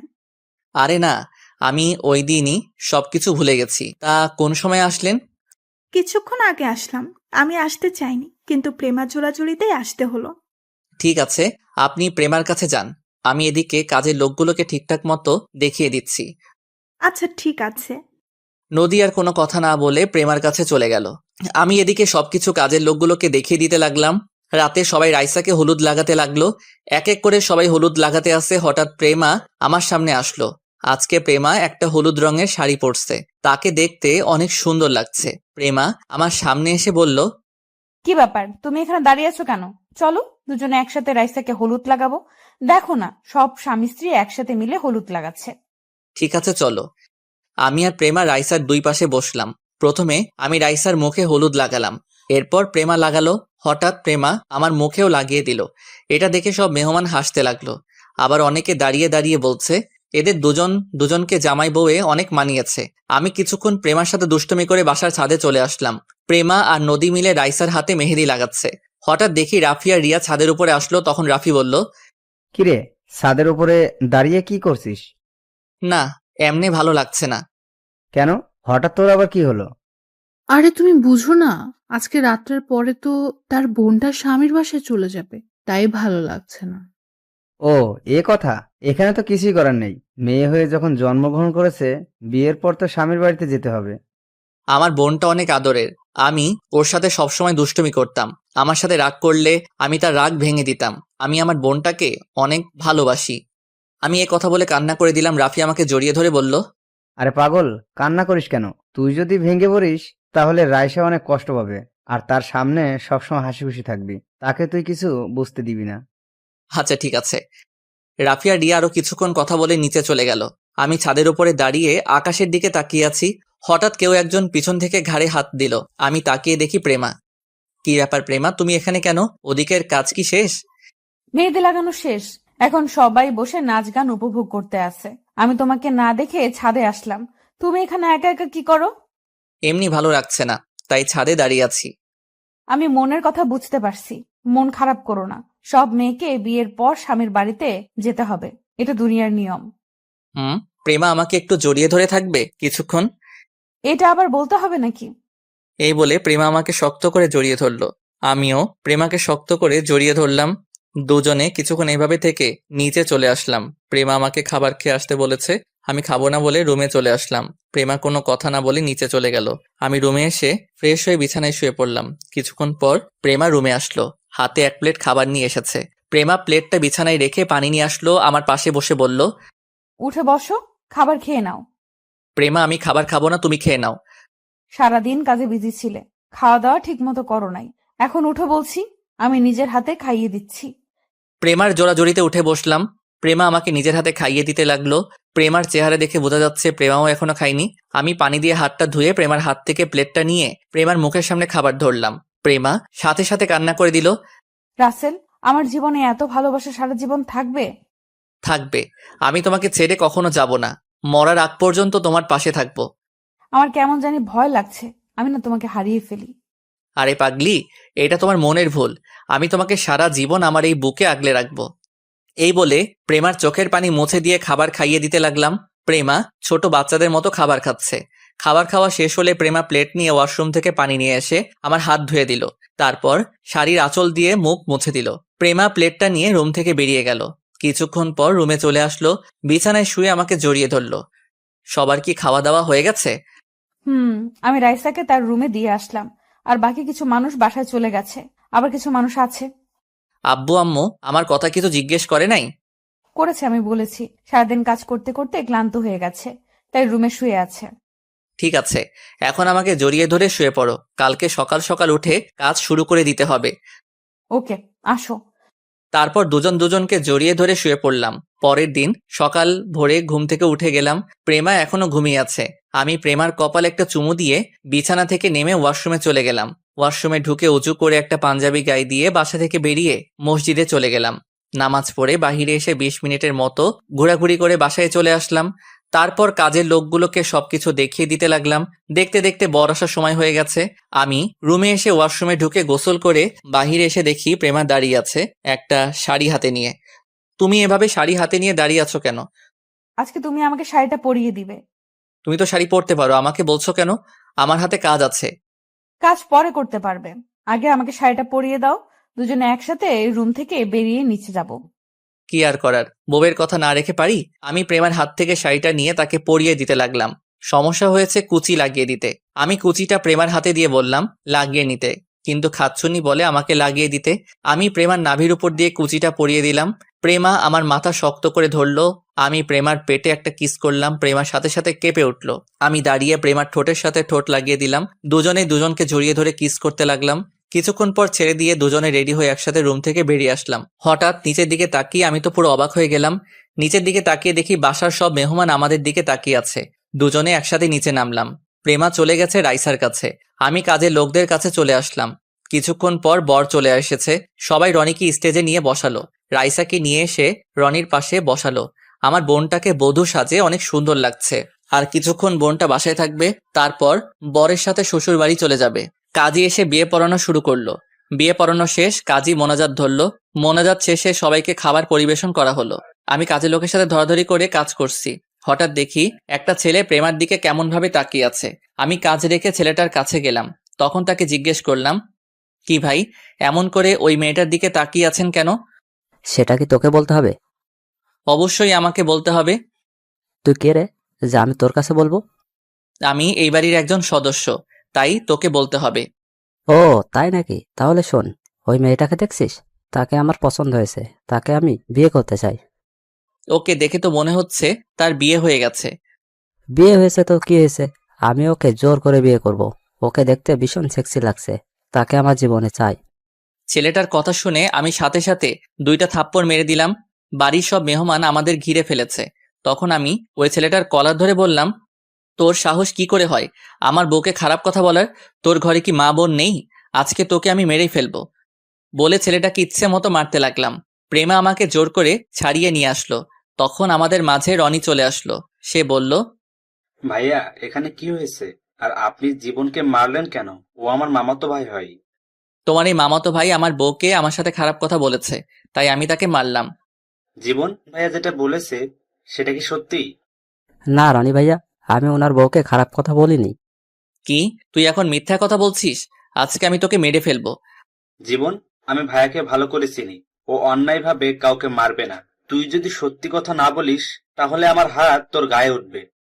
আমাকে সবাই ধরে রেখেছে।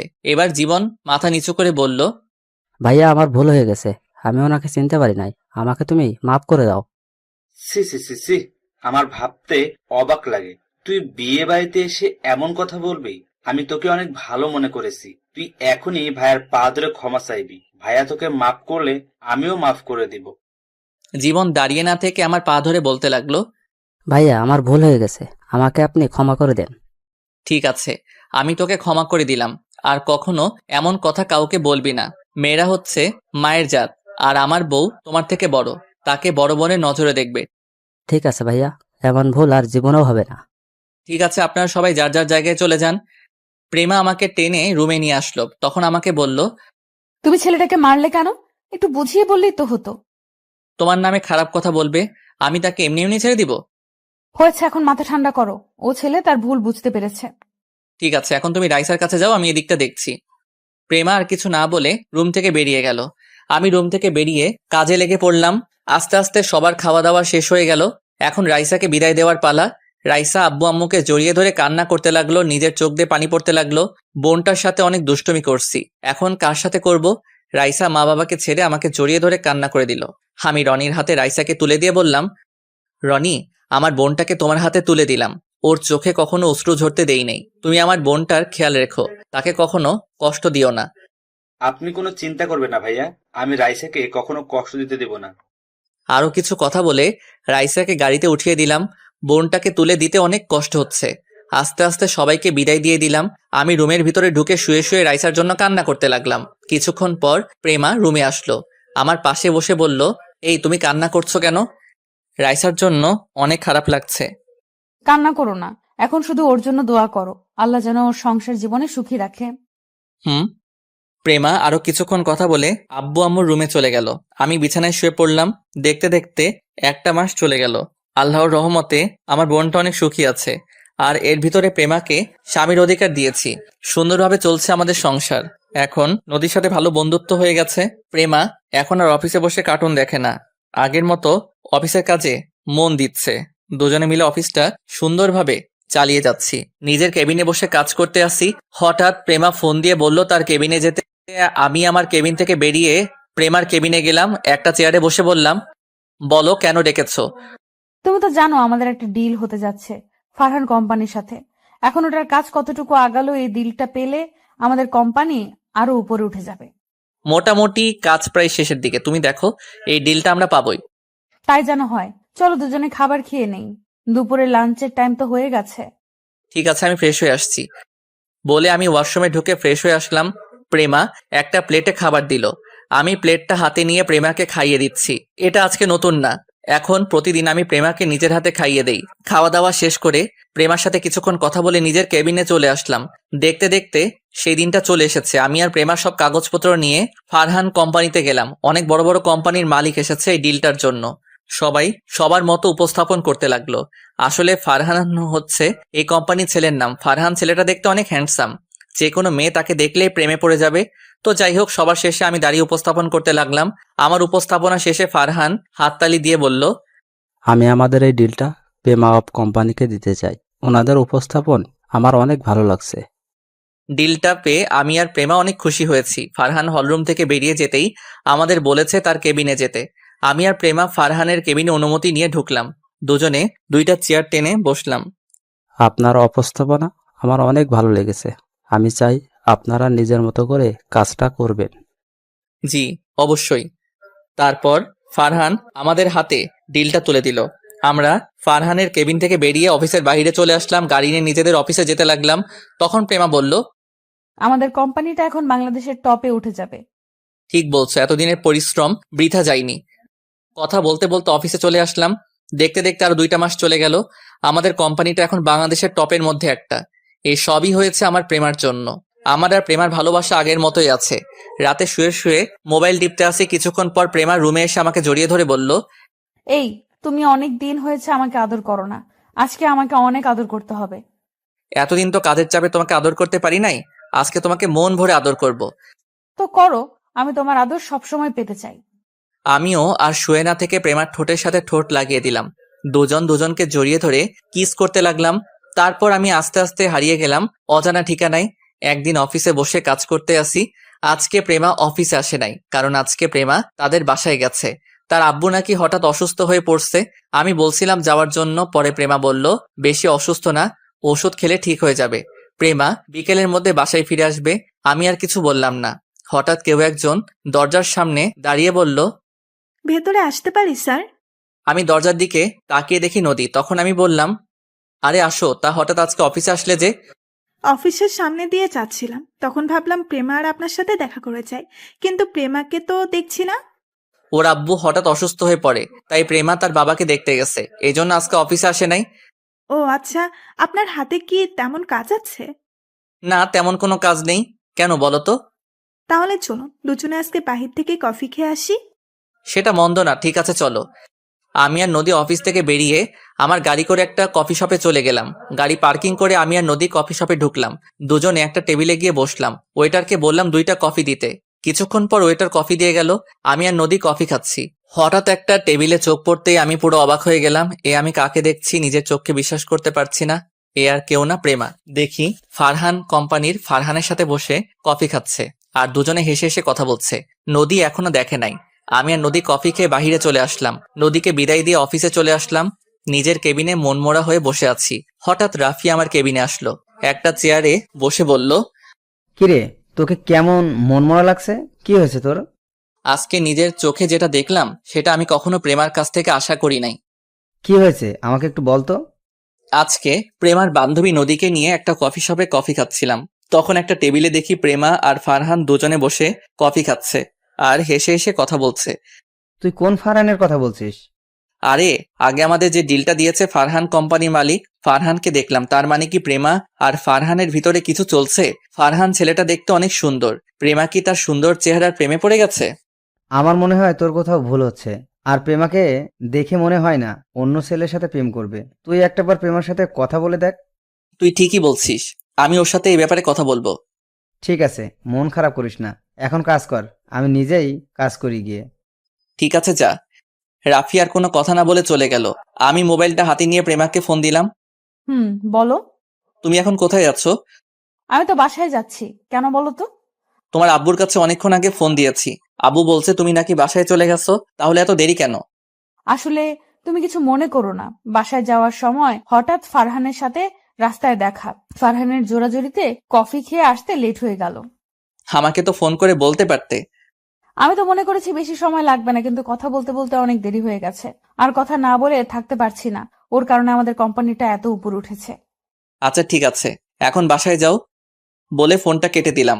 আমি মনে মনে বললাম, প্রেমা তো ঠিক কথাই বলেছে, ফারহানের কারণে আমাদের কোম্পানিটা এত উপরে উঠেছে। আমি আর কিছু না ভেবে কাজে মন দিলাম। বিকেলে অফিস থেকে বাসায় গিয়ে কলিং বেল চাপ দিলাম। প্রেমা এসে দরজা খুলে দিল। তুমি এসেছো, যাও গিয়ে ফ্রেশ হয়ে নাও। ঠিক আছে। আমি আর কোনো কথা না বলে রুমে চলে আসলাম। ওয়াশরুমে ঢুকে ফ্রেশ হয়ে বিছানায় শুয়ে মোবাইল টিপতে লাগলাম। কিছুক্ষণ পর প্রেমা রুমে আসলো, হাতে 2টা কফি নিয়ে। আমার পাশে বসে একটা কফি আমাকে দিল। আমি মোবাইল টিপতে আসছি আর কফি খাচ্ছি। তখন প্রেমা বলল, তুমি আমার উপরে রাগ করে আছো? না, আমি কারোর ওপর রাগ করে নেই।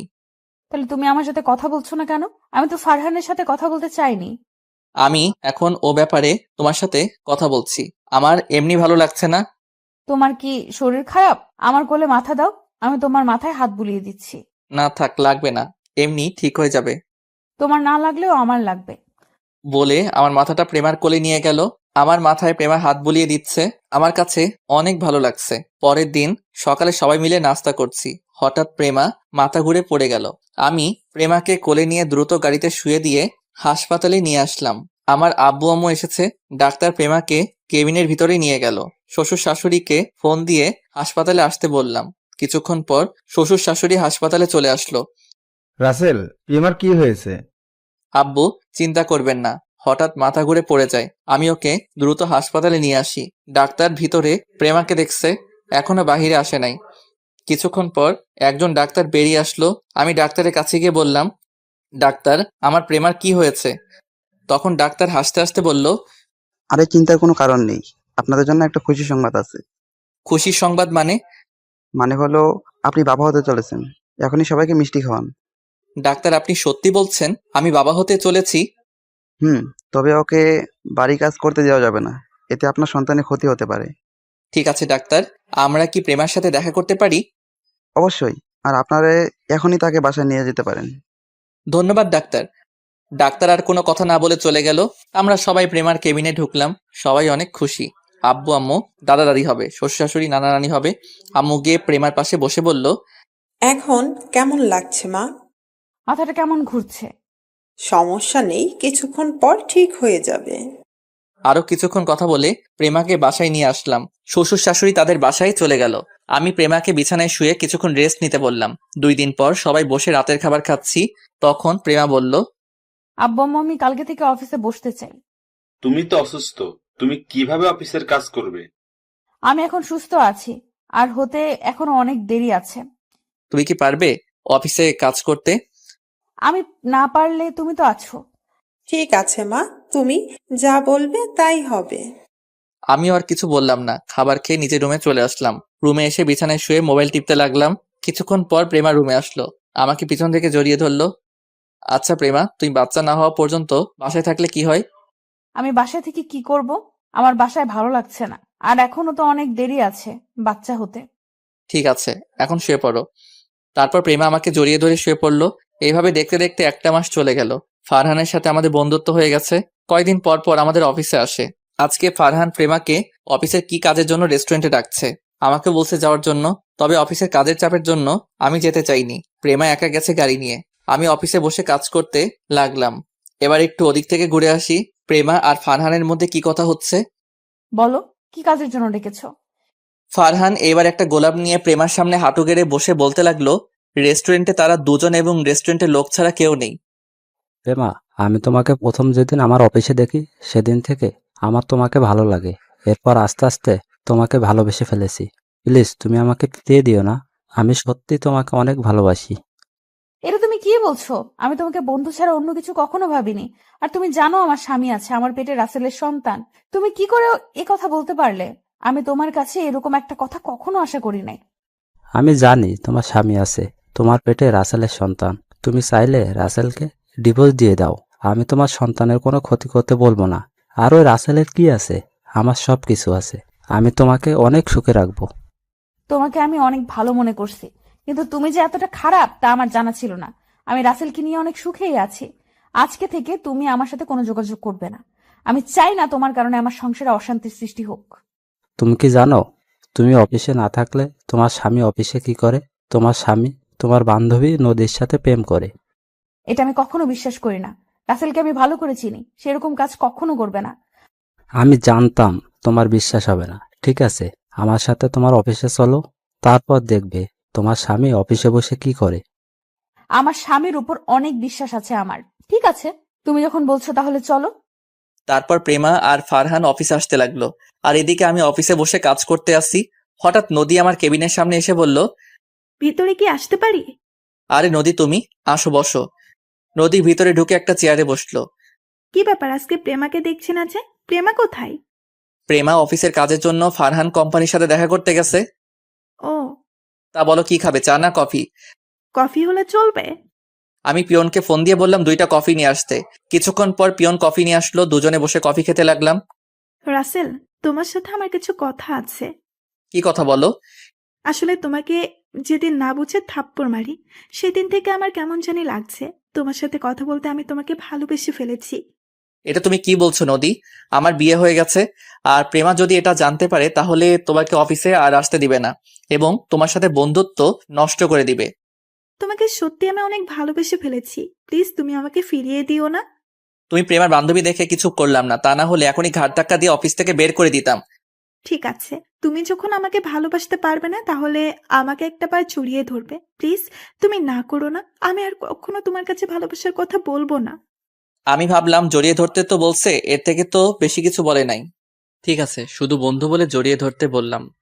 নদী চেয়ার থেকে উঠে আসলো, আমিও দাঁড়িয়ে গেলাম। আপনাদের একটা কথা বলে রাখি, নদীর কথাগুলো আমার কেমন খটকা লাগলো, তাই আমার মোবাইলের অডিও চালু করে রাখলাম। এতক্ষণ নদী আমার সাথে কি কথা বলছে সব মোবাইলে সেভ করে রাখলাম। নদী আমাকে জড়িয়ে ধরলো, হঠাৎ কেউ একজন হাততালি দিয়ে কেবিনের ভিতরে ঢুকলো। আমি নদীকে ছাড়িয়ে দেখি প্রেমা আর ফারহান আমাদের কেবিনে। প্রেমা, তুমি কখন আসলে? কেন? আমি আসাতে বুঝি তোদের সমস্যা হয়ে গেছে? প্রেমা, তুমি আমার কথাটা আগে শুনো। কি শুনবো তোর কথা? আমি তোকে অনেক বিশ্বাস করেছি, কিন্তু তুই শেষ পর্যন্ত আমাকে ধোকা দিলি কেন রে?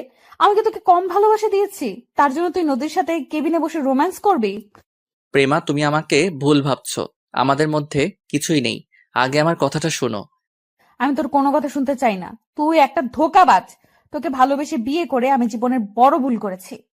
আমি ধোঁকাবাজ না, আমি তোমাকে অনেক ভালোবাসি। এর ফাঁকে ফারহান আর নদী কেবিন থেকে বেরিয়ে চলে গেল। তাহলে এই ছিল তোর ভালোবাসা? লাস্ট পর্যন্ত আমার বান্ধবীর সাথে এরকম করলি? তুই আজকে বাসায় আয়, আমি তোর মতো বেইমানের সাথে আর সংসার করব না। এই বলে প্রেমা কেবিন থেকে বেরিয়ে গেল, আমাকে সত্যটা বলার সুযোগ দিল না। আমি দাঁড়িয়ে না থেকে প্রেমার পিছনে কেবিন থেকে বেরিয়ে আসলাম। অফিস থেকে বেরিয়ে দেখি প্রেমা গাড়ি চলে গেছে। আমি ম্যানেজারের গাড়ি নিয়ে প্রেমার পিছনে যেতে লাগলাম। যেতে যেতে দেখি প্রেমা তাদের বাসায় আসলো। প্রেমা বাড়ির ভিতরে ঢুকে গেল, আমি তার পিছনে বাসার ভিতরে ঢুকলাম। আমার আগে প্রেমা ভিতরে ঢুকে গেল। আমি গাড়ি পার্কিং করে দরজার সামনে দাঁড়িয়ে কলিং বেল চাপ দিলাম। কিছুক্ষণ পর শ্বশুরবাড়ির কাজের লোক দরজা খুলে দিল। আমি ভিতরে ঢুকে দেখি শ্বশুর শাশুড়ি সোফায় বসে কফি খাচ্ছে আর গল্প করছে। আমাকে দেখে শ্বশুর বলল, আরে রাসেল, প্রেমার কি হয়েছে? দেখলাম কান্না করতে করতে রুমে চলে গেল। তোমার সাথে কিছু হয়েছে? আসলে আব্বু, আমাদের মাঝে একটু ভুল বোঝাবুঝি হয়েছে, প্রেমা সত্যটা না জেনে আমাকে ভুল বুঝছে। কি এমন হয়েছে তোমাদের মধ্যে যে প্রেমা তোমাকে ভুল বুঝলো? আমি শ্বশুর শাশুড়িকে অডিওটা শোনালাম। তখন শ্বশুর বলল, আমার মনে হয় নদী তোমাদের সংসার ভাঙতে চেয়েছে। নদী আমাদের সংসার কেন ভাঙবে? আচ্ছা, নদীর সাথে তোমাদের কিছু হয়েছে? একদিন নদীর সাথে আমি অফিসে ধাক্কা খাই। সেদিন নদী আমাকে না চিনে গায়ে হাত তোলে। তখন প্রেমা এটা শুনে নদীকে 2টা থাপ্পড় মারে। তাহলে এটা নদীর সাজানো নাটক, তার থাপ্পড়ের প্রতিশোধ নিতে এমনটা করেছে। আমার মনে হয় তাই হবে। আগে প্রেমার ভুলটা ভেঙে দেই, তা না হলে অন্য কিছু করে বসবে। ঠিক আছে, যাও। আমি আর কোনো কথা না বলে উপরে প্রেমার রুমের সামনে এসে বললাম, প্রেমা দরজা খুলো, তুমি একটাবার আমার কথাগুলো শোনো। প্রেমা রুমের ভিতর থেকে বলল, তুই এখানে কেন এসেছিস? তুই আমাদের বাসা থেকে বেরিয়ে যা। আমি তোর সাথে কথা বলতে চাই না। আমি তোমার সাথে 2টা মিনিট কথা বলবো, তারপর তুমি আমাকে যেটা খুশি করো। আমি তোমাকে বাধা দিব না, একটাবার তুমি দরজাটা খোলো। প্রেমা কি বুঝে দরজা খুলে দিল। আমি ভিতরে ঢুকে দেখি প্রেমা বিছানায় বসে কান্না করছে। আমাকে বলল, কেন এসেছিস এখানে? তুই তো নদীর কাছে যা। আমাকে ফারহান বলেছে সব, তুই নাকি খারাপ, কিন্তু আমার তোর প্রতি বিশ্বাস ছিল। তুই এমন কাজ করবি না, কিন্তু অফিসে এসে নিজের চোখে যেটা দেখলাম তারপর আমার সব কিছু এলোমেলো হয়ে যায়। আমার সাথে নদীর কোনো সম্পর্ক নেই। তুমি জানো নদী আজকে অফিসে এসে আমাকে কি বলেছে? কি বলেছে নদী? তাহলে শুনো। আমি মোবাইল থেকে অডিও চালু করে দিলাম। প্রেমা অডিওটা শুনে এমন কিছু করবে আমি তো পুরো অবাক হয়ে গেলাম। প্রেমা আমার পা ধরে বলতে লাগলো, রাসেল, আমার ভুল হয়ে গেছে, তুমি আমাকে ক্ষমা করে দাও। আমি বুঝতে পারি নাই নদী যে তোমাকে এমন কিছু বলবে। তুমি যদি একটাবার আমার কথাগুলো শুনতে তাহলে এমন কিছু হতো না। আমি বুঝতে পারি নাই তুমি যখন নদীকে জড়িয়ে ধরেছো তখন এটা দেখে আমার পুরো দুনিয়া অন্ধকার হয়ে গেছে। আমি মনে করছি তুমি আমাকে ধোকা দিয়েছো। আচ্ছা, এসব কথা বাদ দাও। তোমার সাথে ফারহান অফিসে আসলো কেন? আজকে ফারহান আমাকে অফিসের কাজের জন্য ডাকে নাই। ফারহান আমাকে প্রপোজ করেছে, সে নাকি আমাকে ভালোবাসে। আমি প্রেমার কথা শুনে মাথা পুরো গরম হয়ে গেল। ফারহানকে অনেক ভালো মনে করেছি, আর সে আমার স্ত্রীকে ভালোবাসার কথা বলে। তখন আমি বললাম, তখন তুমি ওকে কি বলেছ? আমি তাকে মানা করছি আর বলেছি আমার সামনে আর কখনো না আসতে। ও বলেছে তোমাকে ডিভোর্স দিয়ে দিতে, আমার পেটের সন্তান সে লালন পালন করবে। আমি ভাবতে পারিনি ফারহান তোমাকে কথা বলবে। আর ফারহান সহ অফিসে আসলে কেন? আমি ফারহানকে না করে দেওয়ার পর সে বলে তুমি নাকি নদীকে ভালোবাসো। আমি অফিসে না থাকলে নদীকে অফিসে ডেকে তুমি তার সাথে রোম্যান্স করো। তখন তুমি তার কথা বিশ্বাস করলে? আমি ওকে বলেছি তুমি এমন কাজ কখনো করতে পারো না। তখন সে আমাকে বলল তার সাথে নাকি অফিসে আসতে। আর তখন অফিসে আসার পর কি হলো তুমি তো সব জানো। আমার একটা জিনিস মাথায় আসছে না, যখন তুমি আমাকে ভুল বুঝে নানান কথা বলছো, তখন নদী আর ফারহান কোনো কথা না বলে অফিস থেকে বেরিয়ে গেল কেন? তারা ওই সময় কিছু বলে নাই কেন? আমার মনে হয় নদী আর ফারহানের মধ্যে কিছু একটা আছে। তা না হলে ওরা কিছু না বলে চলে গেল কেন? নদী আর ফারহান আমাদের সংসার ভাঙার জন্য মনে হয় এমন করছে। নদী মনে হয় আমাদের উপর প্রতিশোধ নিতে ফারহানের সাথে হাত মিলিয়েছে। আমারও তাই মনে হয়। এখন কি করে ওদের ধরা যায়? আমি আর তুমি যে মিলে গেছি এটা ওদের বুঝতে দেওয়া যাবে না। তুমি ফারহান আর নদীর সাথে আগের মতো কথা বলবে, তাদের কাছ থেকে সত্যি কথা বের করতে হবে। ঠিক আছে, তুমি যেভাবে বলবে আমি সেভাবেই কাজ করব। ওকে, এখন বাসায় চলো। আব্বু আম্মু আমাদের জন্য চিন্তা করবে। হঠাৎ শাশুড়ি আম্মা রুমে এসে বলল, আজকে আর বাসায় যাওয়া হচ্ছে না, কালকে যাবে। আজকে এখানে থেকে যাও। না আম্মু, শ্বশুর শাশুড়ি বাসায় একা, আমি থাকতে পারবো না। একদিনের জন্য কিছু হবে না, তাদের ফোন করে বলে দাও। ঠিক আছে আম্মু। ওনাদের সাথে কথা বলে দুজন ফ্রেশ হয়ে আসো, আমি টেবিলে খাবার দিচ্ছি। বলে শাশুড়ি আম্মা রুম থেকে বেরিয়ে গেল। আমি আর প্রেমা ফ্রেশ হয়ে সবার সাথে খাবার খেয়ে রুমে চলে আসলাম। প্রেমা বাসায় আব্বু আম্মুকে ফোন দিয়ে বলে দিছে আজকে আমরা আসবো না। রাতে প্রেমা আমাকে জড়িয়ে ধরে শুয়ে পড়ল। আপনারা কি ভাবছেন আমি এত সহজে প্রেমাকে ক্ষমা করে দিব? ভুল ভাবছেন। আমি তাকে কিছুদিন কষ্ট দিব। আমার কথা বিশ্বাস না করে আমাকে ধোঁকাবাজ বলেছে। আমি নাকি তার বিশ্বাস রাখতে পারি নাই, আমি একটা বেঈমান। তাকে বুঝিয়ে দিব নিজের আপন মানুষটি এমন কথা বললে কেমন লাগে। আমার কথা পর্যন্ত শুনে নাই, না শুনে আমাকে নানান কথা বলল। পরের দিন সকালে সবার সাথে নাস্তা করে আমি গাড়ি নিয়ে অফিসে চলে আসলাম। প্রেমা পরে আসবে। সবাই আমাকে দেখে অবাক, তারা হয়তো মনে করছে আমাকে অফিস থেকে বের করে দিবে। আসলে গতকাল প্রেমার কথা শুনে অফিসের সবাই দরজার সামনে দাঁড়িয়ে সবকিছু শুনছে। আমি নিজের কেবিনে বসে নদীকে ফোন দিলাম। কি ব্যাপার, তুমি আমাকে ফোন দিলে যে? আমাকে আর তোমাকে তো গতকাল প্রেমা ভুল বুঝছে। সে বলেছে আমাকে ডিভোর্স দিয়ে দিবে। এখন আমি কি করব বলো? তাহলে তুমি আমাকে বিয়ে করে নাও, আমি প্রেমার থেকে তোমাকে অনেক বেশি ভালোবাসা দিব। কিন্তু তোমার আব্বু আম্মু কি আমাকে মেনে নিবে? আমার যদি আগে একটা বিয়ের কথা শুনে। সেটা নিয়ে তোমাকে চিন্তা করতে হবে না, আমি সবকিছু মানিয়ে নিব। ঠিক আছে, তুমি সন্ধ্যায় আমার সাথে একটু কফি শপে দেখা করতে পারবে? ওকে, পারবো। তুমি অফিস থেকে বেরিয়ে এসে আমাকে ফোন দিও। ঠিক আছে, বাই। এই বলে ফোন কেটে দিলাম। তারপর নিজের কাজগুলো করতে লাগলাম। আর ওদিকে প্রেমা বাসা থেকে ফারহানকে কল দিল। তখন ফারহান ফোন রিসিভ করে বলল, আমি জানতাম তুমি আমাকে ফোন দিবে, তা বলো কেন ফোন দিয়েছো? তুমি কি সত্যি আমাকে বিয়ে করবে নাকি রাসেলের মতো আমাকে ধোকা দিবে? তুমি আমার উপর বিশ্বাস রাখতে পারো, আমি কখনো তোমাকে ধোকা দিব না। ঠিক আছে, আমি রাসেলকে ডিভোর্স দিয়ে তোমাকে বিয়ে করব, তবে এখন নয়, আমার সন্তান হওয়ার পর। ফারহান মনে মনে বলতে লাগলো, আমি তোকে কিছুদিন ভোগ করব, তারপর এমনি তোকে ছেড়ে দিব। আমি তো নদীকে ভালোবাসি, তোদের সংসার ভাঙার জন্য এত কিছু করেছি, তো সাহস কি করে হলো আমার ভালোবাসা নদীর গায়ে হাত তোলার? তখন ফারহান বলল, ঠিক আছে, তুমি যা বলবে তাই হবে। আর প্রেমা মনে মনে বলতে লাগলো, তুই ভাবলি কেমন করে আমি রাসেলকে ডিভোর্স দিব? তোর কাছ থেকে সব সত্যি বাহির করে ছাড়বো। ওকে, ঠিক আছে, এখন অফিসে গিয়ে ওই রাসেলকে অফিস থেকে বের করে দিব। আমি তো তোমাকে আগেই বলেছি রাসেল ছেলেটা ভালো না, তুমি আমার কথা বিশ্বাস করলে না। আজ ওকে সবার সামনে অপমান করে অফিস থেকে বের করে দিবে। ঠিক আছে, বাই। এই বলে প্রেমা ফোন কেটে দিল। মনে মনে বলল, কুত্তার বাচ্চা, তো সাহস কি করে হয় আমার স্বামীকে অপমান করে বের করে দিতে বললি? রাসেল আমার জান। এই সব কিছু ভাবতে ভাবতে গাড়ি নিয়ে অফিসে চলে আসলো। আর আমি অফিসের কাজ করতে লাগলাম। প্রেমা আমার কেবিনে সোজা আসলো, একটা চেয়ারে বসে বলল, আমি ফারহানের সাথে কথা বলেছি। তো কি কথা বলেছ? তারপর আমাকে সব খুলে বলল। ওকে, এখন অফিসের সবার সামনে দিয়ে আমাকে অফিস থেকে বের করে দাও। আমি কিছুদিন অন্য জায়গায় থাকবো। কিন্তু তোমাকে ছাড়া আমি থাকবো কেমন করে? আরে আমাদের তো ফোনে কথা হবে। আর এই ফারহান আর নদীকে উচিত শিক্ষা না দিলে আমার মন কখনো শান্ত হবে না। আমি ওদের তিলে তিলে কষ্ট দিব। আমাদের সুখী সংসার ভাঙতে আসে। ঠিক আছে, এখন তুমি তৈরি হয়ে নাও।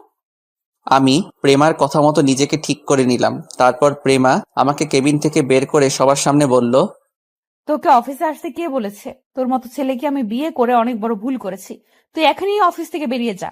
আমি সময় মতো তোর ডিভোর্স পেপার পাঠিয়ে দেব। প্রেমা, আমার ভুল হয়ে গেছে, আমাকে তুমি মাফ করে দাও। আর জীবনে এমন কাজ কখনো করব না। আমাকে আর একটাবার সুযোগ দাও। তোর মতো ছেলেকে বিশ্বাস করে আমি জীবনের বড় ভুল করেছি। আমি তোকে আর বিশ্বাস করি না। তুই এখনই বের হয়ে যা অফিস থেকে। ঠিক আছে, আমি চলে যাচ্ছি। তুমি ভালো থেকো। আমার থেকে ভালো ছেলে পেলে বিয়ে করে নিও। এ কথা বলে আমি অফিস থেকে বেরিয়ে গেলাম। আপনাদের মাথায় এখন কিছুই ঢুকবে না। গল্পের সাথে থাকুন, সব দেখতে পাবেন আমাদের প্ল্যান কি করেছি। আমরা তাদের শাস্তি তো দিবই, আমরা আরো জিনিস তাদের সাথে করব। আমি অফিস থেকে বেরিয়ে একটা রিক্সা নিয়ে বাসায় চলে আসলাম। কলিং বেল চাপ দেওয়ার পর আম্মু এসে দরজা খুলে দিল। আমাকে দেখে বলল, কি রে রাসেল, তুই আজকে এত তাড়াতাড়ি অফিস থেকে চলে আসলি যে? প্রেমা কোথায়? আম্মু, আমি তোমাকে পরে সবকিছু খুলে বলবো। আমি আগে একটু রুমে গিয়ে ফ্রেশ হয়ে নিই।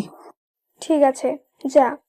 আমি আর কোনো কথা না বলে রুমে এসে ফ্রেশ হয়ে বিছানায় শুয়ে মোবাইলটা হাতে নিয়ে প্রেমাকে ফোন দিলাম। বলো। অফিসের লোকজন কিছু বলেছে? বলেছে। তারা বলল তোমার মতো ছেলেকে অফিস থেকে বের করে দিয়ে অনেক ভালো কাজ করেছি। এদের মতো ছেলেকে পুলিশে দেওয়া উচিত। তখন তুমি কি বলেছো? আমি ওদের বলেছি যার যার জায়গায় গিয়ে কাজ করতে। আমারটা আমি দেখে নেব। তুমি জানো ওদের কথা শুনে আমার অনেক খারাপ লাগছে। আমি কেবিনে এসে কান্না করে দিলাম। আরে এত কান্না করো কেন? পরে সবাইকে বুঝিয়ে বললে ঠিক হয়ে যাবে। আমাদের যত তাড়াতাড়ি সম্ভব কাজটা শেষ করতে হবে। আর আমাদের সন্তান তোমার পেটে। 2-3 মাস পর থেকে তো আর তুমি অফিসে আসতে পারবে না। ঠিক বলেছো। আচ্ছা এখন রাখি, ফারহান কল দিচ্ছে। ওকে, ঠিক আছে। আর আমি যেভাবে বলেছি সেভাবে কথা বলে যাবে। আমি সন্ধ্যায় নদীর সাথে দেখা করব। ওকে, ঠিক আছে, আল্লাহ হাফেজ। আল্লাহ হাফেজ বলে ফোনটা কেটে দিলাম। দুপুরে আব্বু আম্মুর সাথে বসে খাবার খেতে লাগলাম। তখন আব্বু বলল, কিরে, তুই বাসায়, প্রেমা কোথায়? আসলে আব্বু, প্রেমা 1 মাসের মতো বাসায় আসবে না। কেন, কি হয়েছে ওর? তারপর আব্বু আম্মুকে সবকিছু খুলে বললাম। তবে তুই সবসময় প্রেমাকে চোখে চোখে রাখবি। ওই ছেলে যেন প্রেমার কিছু করতে না পারে। সেটা নিয়ে তোমাদের চিন্তা করতে হবে না। আমি প্রেমার পিছনে সবসময় লোক লাগিয়ে রাখবো। ঠিক আছে, এখন খাবার খেয়ে নে। আমি খাবার খেয়ে রুমে চলে আসলাম। সন্ধ্যায় আব্বু আম্মুকে বলে বাসা থেকে বেরিয়ে একটা রিক্সা নিয়ে রেস্টুরেন্টের সামনে চলে আসলাম। এবার আপনাদের একটা কথা বলি। নদীর সাথে বন্ধুত্ব করার পরে নদী আমাকে ভালোবেসে ফেলে। আপনারা হয়তো বলবেন আমি জানতাম কেমন করে। আসলে নদী রাইসার বিয়ের সময় একটা মেয়ের সাথে কথা বলতে শুনেছি। আমি তখন এটা ওটা জায়গায় নিয়ে সাজাতে গেলে তাদের কথাগুলো শুনতে পাই। নদীর সাথে মেয়েটা নদীকে বলেছে, ওর তো বউ আছে, দেখে মনে হচ্ছে দুজন দুজনকে পাগলের মতো ভালোবাসে। তুই তাকে কিভাবে মনের কথা বলবি? তখন নদী বলল, আমি আগে প্রেমার চোখে রাসেলকে খারাপ বানাবো, তারপর রাসেলকে আপন করে নিব। তখন ওই মেয়েটা বলল, তুই কিভাবে রাসেলকে প্রেমার চোখে খারাপ বানাবি? তখন নদী বলল, সেটা সময় হলেই জানতে পারবি। আরো অনেক কাহিনী আছে, সাথে থাকেন, দেখতে পাবেন। এখন আপনাদের মাথায় কিছুই ঢুকবে না। আমি রেস্টুরেন্টের ভিতরে ঢুকে একটা টেবিলের সামনে গিয়ে চেয়ার টেনে বসলাম। কিছুক্ষণ পর নদী আসলো। আমার সামনের চেয়ারে বসে বলল, বলো, কেন ডেকেছ? তোমার জন্য তো প্রেমা আমাকে ভুল বুঝেছে। আমাকে আজকে অফিস থেকে বের করে দিয়েছে। এখন আমি কি করব? সমস্যা নেই, তুমি আমাদের অফিসে কাজ করো, দুজনে মিলে অফিসটা চালাবো। তোমার আব্বু কিছু বলবে না? আমার উপরে আব্বু কখনো কথা বলে না। আজকে তোমাকে আমি একটা সত্যি কথা বলি। আসলে আমি তোমাকে অনেক আগে থেকেই ভালোবাসি, কিন্তু প্রেমার কারণে বলতে পারি না। প্রেমা সারাক্ষণ আমাকে প্যারার উপরে রাখে। কি, তুমি সত্যি বলছো? আমি সত্যি বলছি। তুমি জানো, আমিও তোমাকে অনেক আগে থেকে ভালোবাসি, কিন্তু প্রেমার জন্য বলতে পারি নাই। আসলে প্রেমাকে আমার একটু ভালো লাগে না। ওর থেকে মুক্তি পেয়ে অনেক ভালো লাগছে। প্রেমার আগে যদি তোমাকে দেখতাম তাহলে তোমাকে বিয়ে করতাম। তাহলে আমার কাজটা করা ঠিক হয়েছে? মানে, কি কাজ? আরে তোমাকে জড়িয়ে ধরা, তা না হলে তো প্রেমা তোমাকে ছেড়ে দিত না। একদম ঠিক কাজ করেছো। এখন আমি তোমাকে বিয়ে করে নিব। ঠিক আছে, আমি আব্বু আম্মুর সাথে কথা বলবো। এখন বলো না, আগে তোমার অফিসে কাজ করি 1 মাসের মতো, তোমার বাবার মন জয় করি, তাহলে তোমার আব্বু বিয়েতে রাজি হবে। ঠিক বলছো, তুমি কালকে আমাদের অফিসে চলে এসো। আচ্ছা ঠিক আছে। তারপর আরো কিছুক্ষণ কথা বলে রেস্টুরেন্ট থেকে বেরিয়ে নদীকে বিদায় দিয়ে আমার এক বড় ভাইয়ের কাছে গেলাম। তিনি সবসময় ভালো কাজ করে। আরে রাসেল, তুমি হঠাৎ আমার এখানে?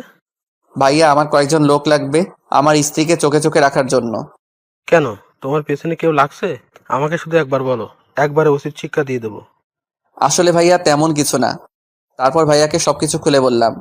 সমস্যা নেই, আমার লোক সবসময় তোমার বউয়ের পিছনে পিছনে থাকবে। ভাইয়া তোমাকে কত দিতে হবে? একটা থাপ্পড় দিব। তুই ভাবলি কি করে আমি তোর কাছে টাকা নিব?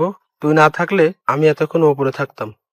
ঠিক আছে ভাইয়া, আমি ঠিকানা দিয়ে যাচ্ছি, সকালে বলবেন এই বাসার সামনে চলে যেতে। আমার বউ লোক দেখে চিনে ফেলবে, কিন্তু ফারহান যেন বুঝতে না পারে। সমস্যা নেই, তুই এখন বাসায় চলে যা, সকালে আমার লোক তোর বউয়ের বাসার সামনে চলে যাবে। ধন্যবাদ ভাইয়া, আমি এখন আসি। এই বলে ভাইয়ার ওখান থেকে চলে আসলাম।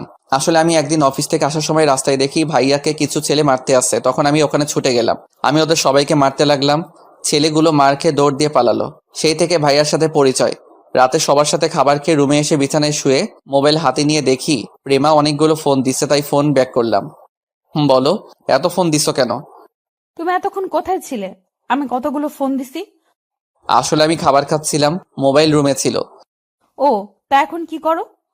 এই তো রুমে এসে বিছানায় শুয়ে তোমার সাথে কথা বলছি। তুমি কি করো? খাবার খেয়ে রুমে এসে তোমাকে ফোন দিচ্ছি, কিন্তু তুমি ফোন রিসিভ করো নাই। আমার একা একা ঘুমাতে ভালো লাগছে না, তুমি একটু আসবে? এখন তোমার বাসায় গেলে তোমার আব্বু আম্মু কি বলবে? আরে আব্বু আম্মু তো ঘুমিয়ে গেছে মনে হয়। তুমি প্লিজ আসো, তোমাকে ছাড়া আমার ঘুম আসছে না। ঠিক আছে, আসছি বলে ফোন কেটে দিলাম। আমি বিছানা থেকে নেমে একটা জামা গায়ে দিয়ে বাইকটা নিয়ে শ্বশুর বাড়িতে চলে আসলাম। দারোয়ান আমাকে দেখে বলল, আরে রাসেল বাবা, তুমি এত রাতে আসলে যে? আসলে চাচা, প্রেমার সাথে দেখা করতে এসেছি, ওকে না দেখে থাকতে পারি না। ঠিক আছে, যাও। তবে চাচা, শ্বশুর শাশুড়ি যেন এটা কখনো জানতে না পারে। সমস্যা নেই, কেউ জানবে না। ধন্যবাদ চাচা, আর এই 1000 টাকা রাখুন। লাগবে না বাবা, এমনি তুমি আমাকে অনেক টাকা দিয়েছো। আরে রাখুন চাচা, মনে করেন আপনার ছেলে দিয়েছে। চাচা টাকাটা রাখলো। তারপর আমি দরজার সামনে এসে প্রেমাকে ফোন দিয়ে বললাম দরজা খোলার জন্য। কিছুক্ষণ পর প্রেমা এসে দরজা খুলে দিল। আমার হাত ধরে ভিতরে ঢুকিয়ে দরজা লাগিয়ে রুমে নিয়ে আসলো। তারপর এমন কিছু করবে সেটা আমি কখনো ভাবিনি। প্রেমা আমাকে রুমে ঢুকিয়ে জড়িয়ে ধরে ঠোঁটের সাথে ঠোঁট লাগিয়ে দিল। দুজন দুজনকে জড়িয়ে ধরে কিস করতে লাগলাম। প্রায় 5 মিনিট পর ছেড়ে দিলাম। তোমাকে ছাড়া ঘুম আসছে না, এখন আমাকে জড়িয়ে ধরে শুয়ে পড়ো। আরে, তোমার আব্বু আম্মু আমাকে দেখলে কি বলবে? সমস্যা নেই, আমি তোমাকে সকাল ভোরে ঘুম থেকে জাগিয়ে দেব। ঠিক আছে, এখন বলো, ফারহানের সাথে আর কথা হয়েছে? হয়েছে। আমি অফিস থেকে ওকে ফোন দিয়ে বলেছি তোমাকে অফিস থেকে বের করে দিছি, কয়েকদিন পর ডিভোর্স পেপার পাঠিয়ে দিব। তখন ফারহান কি বলল? সে বলেছে আমি অনেক ভালো করেছি তোমাকে বের করে দিয়ে, এখন আমাকে বিয়ে করে নতুন করে সংসার শুরু করবে। ওকে ভালো করে বিয়ে করাবো। ওকে উচিত শিক্ষা না দেওয়া পর্যন্ত আমার মন শান্তি হবে না। নদীর সাথে তোমার কি কথা হয়েছে? হুম, তারপর সবকিছু খুলে বললাম। তাহলে তো ভালোই, তুমি যদি গতকাল রাতে আমাকে ওই কথাগুলো না বলতে, তাহলে আমি এসব ব্যাপার জানতাম না। ফারহান ছেলেটাকে অনেক ভালো মনে করছি। হুম, আর তোমাকে কালকে থেকে কিছু লোক ফলো করবে তোমার নিরাপত্তার জন্য। ফারহান যাতে কিছুই বুঝতে না পারে, ওকে তোমার শরীরে টাচ করতে দিবে না কখনো। আমি ভুলেও ওকে আমার হাত ধরতে দিব না, আমি বলবো যে যা হবে বিয়ের পর। ঠিক আছে, এখন ঘুমিয়ে পড়ো। তারপর প্রেমা আমাকে জড়িয়ে ধরে শুয়ে পড়ল। দেখতে দেখতে 10টা দিন চলে গেল। এখন আমি নদীদের অফিসে কাজ করি। নদীর আব্বু আমার কাজ দেখে অনেক খুশি হয়েছে আর আমার বিয়ের কথা জেনে গেছে। আমি বলছি আরো কিছুদিন পরে ডিভোর্স দিয়ে দিব প্রেমাকে। তিনি মেয়ের সুখের কথা ভেবে রাজি হয়ে গেল। নদী আমাকে জড়িয়ে ধরতে আসলে আমি তাকে বলি বিয়ের পর সবকিছু করতে, তাই নদী আর জোর করে না। আর ওদিকে প্রেমা ফারহানের সাথে আমার কথা মতো কাজ করে যাচ্ছে। লোকগুলো সবসময় প্রেমার আশেপাশে থাকে। প্রেমার সাথে প্রতিদিন রাতে ফোনে কথা হয়। দেখতে দেখতে আরো 1টা মাস চলে গেছে। আমাদের কাজ সব হাতের মুঠোয় নিয়ে আসছি। সবকিছু কিছুক্ষণ পর জানতে পারবেন। হঠাৎ নদী আমার কেবিনে আসলো, একটা চেয়ারে বসে বলল, আমার জানটা কি করে? দেখতেই তো পারছো কাজ করছি। তুমি আমার সাথে এভাবে কথা বলছো কেন? আমি আবার কিভাবে কথা বললাম? তুমি তো দেখতেই পারছো কাজ করছি। ঠিক আছে, তুমি কাজ করো, আমি আমার কেবিনে গেলাম। আরে রাগ করছো কেন? আমি একটা জায়গায় মিলাতে পারছি না, তাই মাথা গরম ছিল। এখন মিলাতে পারছি, প্লিজ তুমি রাগ করো না। তুমি রাগ করলে পেতনির মতো লাগে। নদী আমার কথা শুনে বলল, কি, আমাকে পেতনির মতো লাগে? আজকে তোমাকে মেরেই ফেলবো। সরি সরি, আর বলবো না। এখন এখানে তোমার একটা সাইন করে দাও। দাও, দিচ্ছি। ফাইলটা একটু দেখে সাইন করো। দেখা লাগবে না। আমি মনে মনে বললাম, নদী তুমি জীবনের ভুলটা আজকে করলে, ফাইলটা একটু দেখলে না? নদী সাইন করে কিছুক্ষণ আমার সাথে দুষ্টামি করে নিজের কেবিনে চলে গেল। আর ওদিকে প্রেমা আর ফারহান রেস্টুরেন্টে বসে কথা বলছে। চলুন দেখি তারা কি কথা বলছে। প্রেমা, চলো আমরা দুজনে বিয়ে করে ফেলি। আমি তোমাকে ছাড়া থাকতে পারছি না। ঠিক আছে, কালকে কাজে অফিসে বিয়েটা সেরে নিব। তবে বাচ্চা হওয়ার আগে আমাদের মাঝে কিছুই হবে না। ঠিক আছে, তুমি যা বলবে তাই হবে। ফারহান মনে মনে বলতে লাগলো, আগে বিয়েটা হয়ে যাক, তারপর তোমাকে জোর করে ভোগ করব। ওকে, আজকে আমি বাসায় যাই, কালকে কাজে অফিসে চলে আসবে, বিকেল 5টায় আসবে, আমি তোমার জন্য অপেক্ষা করব। আচ্ছা ঠিক আছে। প্রেমা রেস্টুরেন্ট থেকে বেরিয়ে গাড়ি নিয়ে সোজা বাসায় চলে আসলো। রাতে প্রেমা আমাকে ফোন দিল। কেমন আছো, কি করো? আমি ভালো থাকি কি করে তোমাকে ছাড়া? আর 2-3টা দিন ধৈর্য ধরো, তারপর আবার আগের মতো থাকতে পারবে। আজকে আমি ফারহানকে বিয়ের কথা বলার আগে ফারহান নিজেই বলল আমি তাকে কালকে কাজে অফিসে আসতে বলেছি। ওকে, সমস্যা নেই, আমি কাজীর সাথে কথা বলে সবকিছু ঠিক রাখতে বলছি। ঠিক আছে, এখন বলো ওদের কি খবর? আজকে আমার কাজ শেষ হয়েছে, নদীর থেকে সাইন নিয়ে নিছি। এখন শুধু তোমারটার অপেক্ষা, ওটা হাতে আসলে আমাদের কাজ শুরু হয়ে যাবে। আমার না ভয় হচ্ছে যদি উল্টাপাল্টা কিছু হয়ে যায়। আরে কিছুই হবে না, আমি আছি তো তোমার পাশে। আচ্ছা, কালকে কথা বলবো, ফারহান ফোন দিচ্ছে। ঠিক আছে ভাই। এই বলে আমি ফোন কেটে দিলাম। আর ওইদিকে প্রেমা ফারহানের ফোন রিসিভ করার পর ফারহান বলল, কি ব্যাপার, তুমি কার সাথে কথা বলছিলে? আরে আমার অফিসের ম্যানেজার আঙ্কেল ফোন দিছে, অফিসের কাজের ব্যাপারে কথা বলছি। ও, তাই এখন কি করো? খাওয়া দাওয়া করেছো? খাওয়া দাওয়া হয়েছে, আর এখন তোমার সাথে কথা বলছি। তোমার খাওয়া দাওয়া হয়েছে? হয়েছে। তারপর তারা আরো কিছুক্ষণ কথা বলে ফোন কেটে দিল। প্রেমা ঘুমিয়ে পড়ল। আসুন আপনাদের সাথে কিছু কথা বলি। প্রেমাকে আমি প্রথমে কষ্ট দিব মনে করছি, কিন্তু পরে ফারহান আর নদীর পরিবারের ব্যাপারে কিছু কথা বলার পর প্রেমা রাজি হয়ে যায়।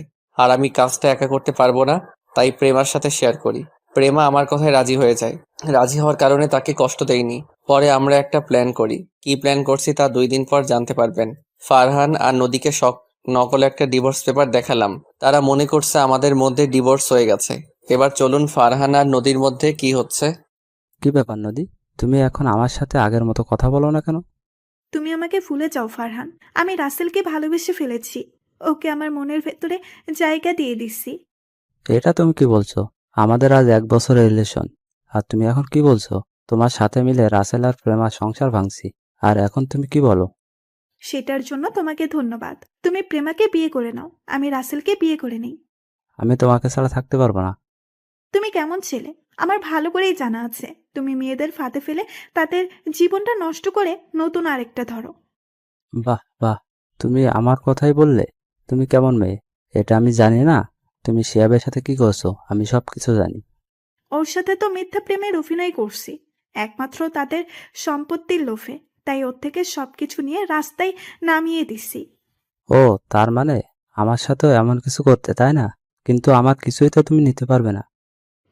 ঠিকই ধরেছিস। এখন ফোন রাখ, তোর সাথে কথা বলতে আমার ভালো লাগে না। এই বলে নদী ফোন কেটে দিল। আর ফারহান মনে মনে বলতে লাগলো, আরে নদী, তুই কি মনে করেছিস আমি তোকে হাড়ে হাড়ে চিনি? তাই তোর সাথে আমিও প্রেমের অভিনয় করে গেছি। এখন প্রেমাকে বিয়ে করে তাদের সব সম্পত্তি দখল করে নিব। তারপর প্রেমাকে ঘাট ধাক্কা দিয়ে বাসা থেকে বের করে দিব। পরের দিন বিকালে কাজী আমার কথা মতো সবকিছু ঠিক করে রেখেছে। প্রেমা আর ফারহান সাইন করলো, কিন্তু ফারহান সাইন করার আগে পেপারটা পড়ে দেখলো না। তারপর প্রেমা আর ফারহান কাজী অফিস থেকে বেরিয়ে যে যার বাসায় চলে আসলো। আর এদিকে আমি নিজের কেবিনে ক্যামেরা সেটিং করে নদীকে আমার কেবিনে আসতে বললাম। কিছুক্ষণ পর নদী আমার কেবিনের ভিতরে ঢুকে একটা চেয়ারে বসলো। তখন নদী বলল, বলো, কেন ডেকেছো আমাকে? আচ্ছা নদী, তুমি আমার কাছে একটা সত্যি কথা বলবে? কি কথা বলো? তুমি কি শিহাব নামে কাউকে চিনো? শিহাব নামে আমি একজনকে চিনতাম, কেন বলো তো? তুমি কি শিহাবকে ভালোবাসতে? আমি ওকে ভালোবাসতাম, তবে এখন আর ভালোবাসি না। এখন তোমাকে ভালোবাসি। ওর কথা আমি ভুলেই গেছি। তুমি কি তাকে সত্যিকারের ভালোবেসেছো? আসলে আমি তাকে সত্যিকারের ভালোবাসি নাই, তার সাথে প্রেমের অভিনয় করে তাদের সব সম্পত্তি দখল করে নিয়েছি। তুমি এটা ওর সাথে করলে কেন? এটা কি তুমি একাই করেছো? এটা আমি একা করি নাই, সাথে আমার বাবাও ছিল। আর ওর সাথে এটা করার কারণ, সে মেয়েদের নিয়ে মজা করতো, বেশি ভাব দেখাতো। তাই ওর সাথে প্রেমের অভিনয় করে আমি আর আব্বু ওদের সবকিছু নিয়ে রাস্তায় নামিয়ে দিছি। তাই বলে এমনটা করবে ওর সাথে? করেছি, বেশ করেছি। আচ্ছা, তুমি ওর কথা বলছো কেন? তুমি কি শিহাবকে চিনো? আমি ওকে চিনি না। গতকাল রাস্তায় হঠাৎ আমার গাড়ির সামনে এসে ধাক্কা খায়, তখন আমি তাকে হাসপাতালে নিয়ে যাই। তারপর আমাকে এই কথাগুলো বলল। ওর কথা তোমাকে চিন্তা করতে হবে না। এখন আমাদের বিয়ের ব্যাপারে চিন্তা করো। ঠিক আছে, কালকে আমি আব্বু আম্মুকে নিয়ে তোমাদের বাসায় যাব বিয়ের কথাবার্তা বলতে। ঠিক আছে, এখন আমি কেবিনে গেলাম, হাতে কিছু কাজ আছে। ওকে, যাও। নদী আর কোনো কথা না বলে কেবিন থেকে বেরিয়ে গেল। আমি বসে বসে কাজ করতে লাগলাম। সন্ধ্যায় গাড়ি নিয়ে আমি সোজা ফারহানের বাসায় চলে গেলাম। কলিং বেল চাপ দেওয়ার পর একজন কাজের লোক এসে দরজা খুলে দিল। আমাকে দেখে বলল, কাকে চাই? আমি ফারহানের আব্বুর সাথে একটু কথা বলতে চাই। ঠিক আছে, আপনি ভিতরে সোফায় বসুন, আমি সাহেবকে ডেকে দিচ্ছি। এই বলে কাজের লোক ভিতরে চলে গেল। আমি ভিতরে ঢুকে সোফায় বসলাম। কিছুক্ষণ পর ফারহানের আব্বু আসলো। আমাকে দেখে বলল, তুমি কে? তোমাকে তো চিনতে পারলাম না। আমাকে আপনি চিনবেন না, শুধু আপনাকে কিছু কথা জিজ্ঞেস করতে আসলাম। কি কথা বলো? শিল্পপতি নাজমুল হাসানকে চিনেন আপনি? চিনি, ও আমার বন্ধু ছিল, সে তো এখন বেঁচে নেই। ওনাকে তো আপনি মেরেছেন। আপনার কারণে উনি মরতে বাধ্য হলো। কেন করেছেন ওনার সাথে এমন কিছু? আপনি ওনার বন্ধু ছিলেন, বন্ধু হয়ে বন্ধুর ক্ষতি করতে আপনার একটু কষ্ট হয়নি? করেছি, বেশ করেছি। সে আমার থেকে উপরে উঠতে চাইছে, তাই ওকে রাস্তায় বসিয়ে দিলাম। এখন যদি আপনার নামে আমি থানায় মামলা করি তখন আপনার কি হবে? প্রমাণ সাক্ষী ছাড়া পুলিশ আমার কিচ্ছু করতে পারবে না। আর আমার হাত মন্ত্রী পর্যন্ত আছে, তুমি আমার কিছু করতে পারবে না। আমি আপনাকেও দেখে ছাড়বো। তোর সাহস তো কম না, তুই আমার বাড়িতে এসে আমাকে হুমকি দিচ্ছিস। আমি চাইলে এখনই তোকে থানায় ভরিয়ে দিতে পারি, কিন্তু আমি তা করব না। তুই এখনই আমার বাসা থেকে বেরিয়ে যা। ঠিক আছে, আমি চলে যাচ্ছি, তবে আমি আবার আসবো। এই বলে আমি বাসায় চলে আসলাম। রাতে আব্বু আম্মুর সাথে খাবার খাওয়ার সময় আব্বু বলল, কিরে, তোর কাজ কতটুকু আগালো? আব্বু কালকে সব শেষ হয়ে যাবে, আমাদের কাছে সব প্রমাণ চলে এসেছে। রাইসা ফোন করে বলল সামনের শুক্রবার বাসায় আসবে। ওরা কি বাইরে থেকে বাংলাদেশে আসছে? না, কালকে আসবে বলেছে। তোর মোবাইলে ফোন দিচ্ছে, কিন্তু তোকে বিজি পাইছে, তাই আমার মোবাইলে ফোন দিয়ে বলেছে। রাইসের সাথে কথা হয় না আজ 2 দিন হয়েছে। কি করবো বলো, ওদিকের কাজ করে সময় পাই না। ওটা সমস্যা নেই, তো কালকে পুলিশ সাথে করে নিবি। আব্বু। তারপর খাওয়া দাওয়া করে রুমে চলে আসলাম। বিছানায় শুয়ে প্রেমাকে ফোন দিলাম। ফোন দেওয়ার সাথে সাথেই রিসিভ করলো। আমার জানুটা কেমন আছে? তোমাকে ছাড়া ভালো থাকি কি করে? কালকে থেকে তো আমার সাথে থাকবে। আজকে রাতটা কষ্ট করো, তা কাগজপত্র সবগুলো আনছো? সব আমার সাথে আছে। আর ফারহানের সাথে আমি একটা ভিডিও করছি। ও আগে কার সাথে কি করছে সব কিছু আমাকে খুলে বলছে। আমি বলেছি তার কথা শুনে আমি তাকে ছেড়ে যাব না। তারপর সবকিছু খুলে বলছে। খুব ভালো করছো, কালকে সকালে বাসায় চলে আসবে। তোমাকে নিয়ে আর সাথে পুলিশ নিয়ে ফারহানা নদীর বাসায় যাব। আমার মন বলছে এখনই তোমার বাসায় চলে আসতে।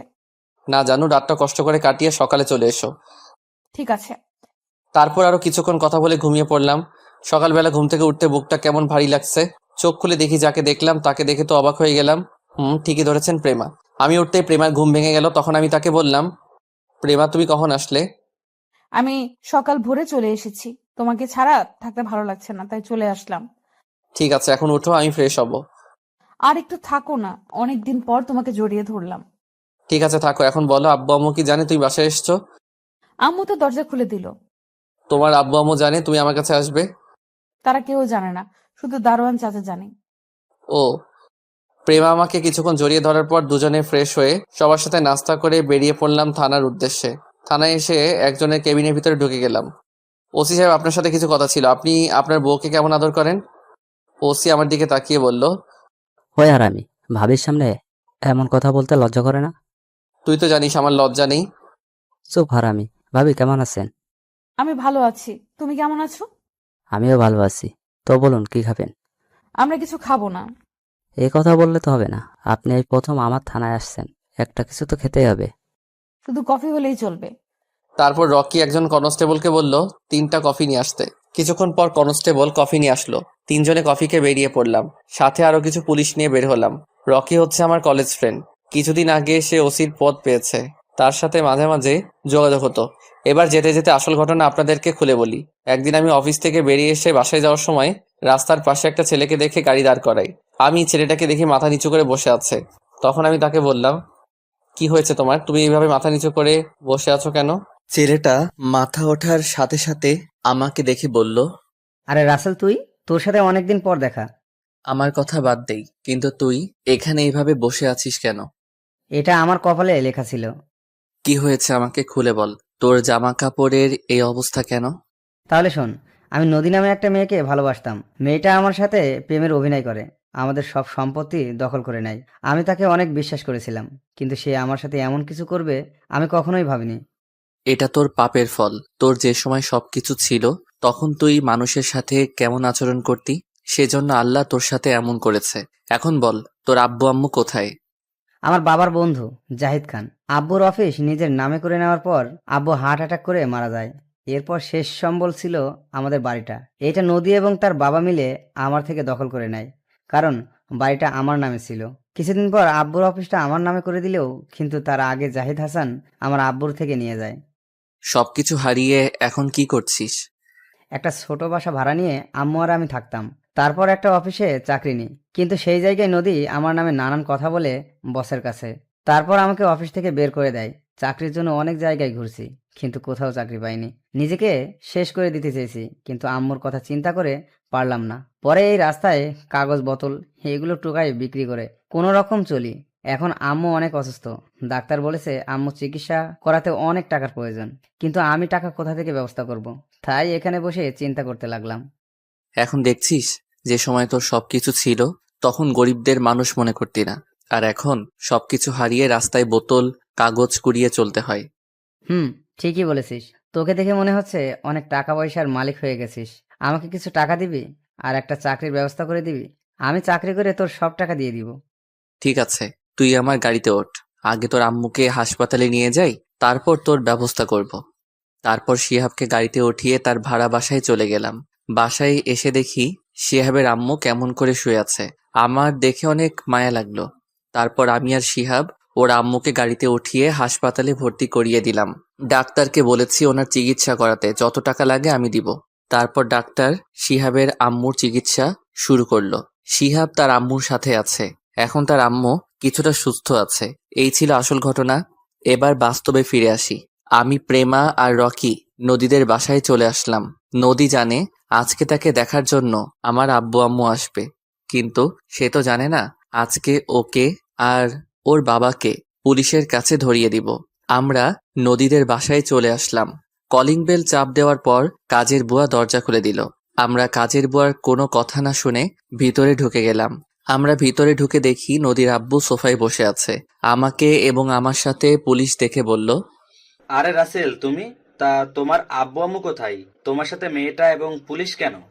এরা আপনাকে এবং আপনার মেয়েকে ধরতে এসেছে। আমাদের অপরাধ কি? আপনি আর আপনার মেয়ে নদী অভিনয় করে শিহাবের বাড়ি দখল করে নিয়েছেন, সেজন্য পুলিশ আপনাদের ধরতে এসেছে। তুমি হয়তো জানো না, পুলিশ প্রমাণ ছাড়া কাউকে ধরতে পারে না।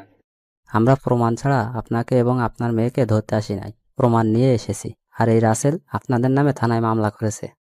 হঠাৎ নদী রুম থেকে বেরিয়ে এসে বলল, রাসেল, এখানে কি হচ্ছে? আর প্রেমা, তুই এখানে? সাথে দেখি পুলিশ এসেছে। পুলিশ এমনি আসে নাই, তোকে আর তোর বাপকে থানায় নিয়ে যেতে আসছে। আমাদের অপরাধ? তোরা কি অপরাধ করছিস এই দেখ। তারপর নদী আমার সাথে যে কথা বলল সবগুলো দেখালাম। তখন নদী বলল, রাসেল, তুমি আমার সাথে বেইমানি করলে। আমি তোমাকে বিশ্বাস করে সবকিছু খুলে বলছি। বিশ্বাস তো আমার ফ্রেন্ড শিহাব ও তোদের করেছে। বিনিময়ে তোরা কি করছিস ওর সাথে? তার শেষ সম্বল বাড়িটাও নিয়ে নিলি, তুই আর তোর বাপ। চিন্তা করিস না নদী, আমাদের থানায় বেশিক্ষণ আটকে রাখতে পারবে না। টাকা দিলে এমনি আমাদের ছেড়ে দিবে। আপনি ভুল ভাবছেন, কারণ এখন আপনাদের কিছুই নেই। আমি জানি আপনার সব সম্পদের মালিক নদী, তাই ওর কাছ থেকে সবকিছু সাইন করে নিয়ে নিছি। এখন আপনি রাস্তার ফকির। আপনারা যেভাবে শিহাব থেকে অভিনয় করে সব সম্পত্তি দখল করে নিছেন, আমিও আপনার মেয়ের সাথে অভিনয় করে সবকিছু লিখে নিছি। আমাদের কি ক্ষমা করে দেওয়া চাই না? আমরা আর এমন ভুল কখনো করব না। আমি কেন, শিহাবও তোদের ক্ষমা করবে না। রকি, তাদের নিয়ে যা।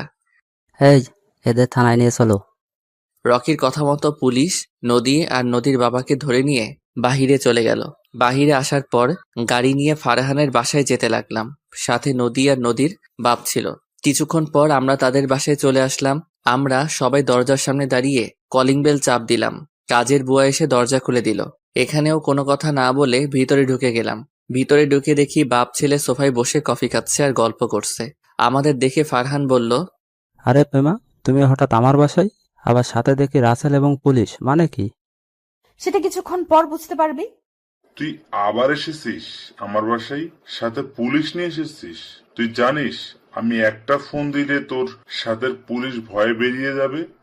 তাই নাকি মিস্টার জাহিদ হাসান? তো দেখি আপনি কাকে ফোন দিবেন। আমি এখান থেকে এক পাও লড়বো না। ফারহানের আব্বু মোবাইল নিয়ে কাকে যেন ফোন দিল। তখন তার সাথে কথা বলে রকির কাছে ফোন দিল। নেই, কথা বল। হ্যালো, কে বলছেন? আমি বর্তমান মন্ত্রী বলছি। যদি চাকরি হারাতে না চাও তাহলে এখনই হাসান সাহেবের বাসা থেকে বেরিয়ে যাও। তোমাকে আমি গুলি করে মারবো। আমাকে তুমি চাকরির ভয় দেখাচ্ছ? আরে রকি, তুই তা বাবা জাহিদকে কেন ধরতে গেলি? তারপর সবকিছু খুলে বলল। বাবা আমি এসব জানতাম না, তুই ওকে ধরে থানায় নিয়ে আয়, পরেরটা আমি দেখছি। ঠিক আছে আব্বু। এই বলে ফোন কেটে দিল। তখন ফারহানের আব্বু রকিকে বলল, তুই মন্ত্রীকে আব্বু বললি কেন? আমার আব্বুকে আব্বু বলবো না তো কি বলবো? মানে? কারণ তোর মন্ত্রী বন্ধু হচ্ছে আমার জন্মদাতা আব্বু। আমার ছোট থেকে শখ বড় হয়ে আমি পুলিশ অফিসার হব। আব্বু চাইলে আমাকে অফিসার বানিয়ে দিতে পারতো তার ক্ষমতা দিয়ে, কিন্তু আমি ক্ষমতা দিয়ে অফিসার হতে চাই না, নিজের যোগ্যতা অর্জন করে হব। এখন বর্তমানে ওসি হয়েছি। আমি তো কিছুই বুঝতে পারছি না, আমাদের কেন ধরতে আসলো? তুই মেয়েদের সাথে প্রেমের অভিনয় করে তাদের দেহ ভোগ করে ছেড়ে দিস, এটা হয়েছে তোর অপরাধ। আর তোর বাবার অপরাধ বন্ধুর সাথে বেইমানি করে তার কোম্পানি নিজের করে নেয়া। তাই তোদের পুলিশ ধরে নিয়ে যেতে এসেছে। এখন হয়তো টাকার বড়াই দেখাবি, কিন্তু সেটাও এখন তোদের নেই, কারণ তোদের এখন সবকিছু আমাদের হাতে। আমি বলছি যখন তোকে কাজে সাইন করতে বলছে তখন তোদের সব সম্পত্তির দলিল ছিল ওটা, আর তুই না বুঝে সাইন করে দিছিস। আর আমার আর রাসেলের ডিভোর্স হয়নি, তোকে নকল পেপার দিয়েছি। এখন তোরা রাস্তার ফকির। তা জাহিদ হাসান, এখন আপনার টাকা ক্ষমতা গেল কোথায়?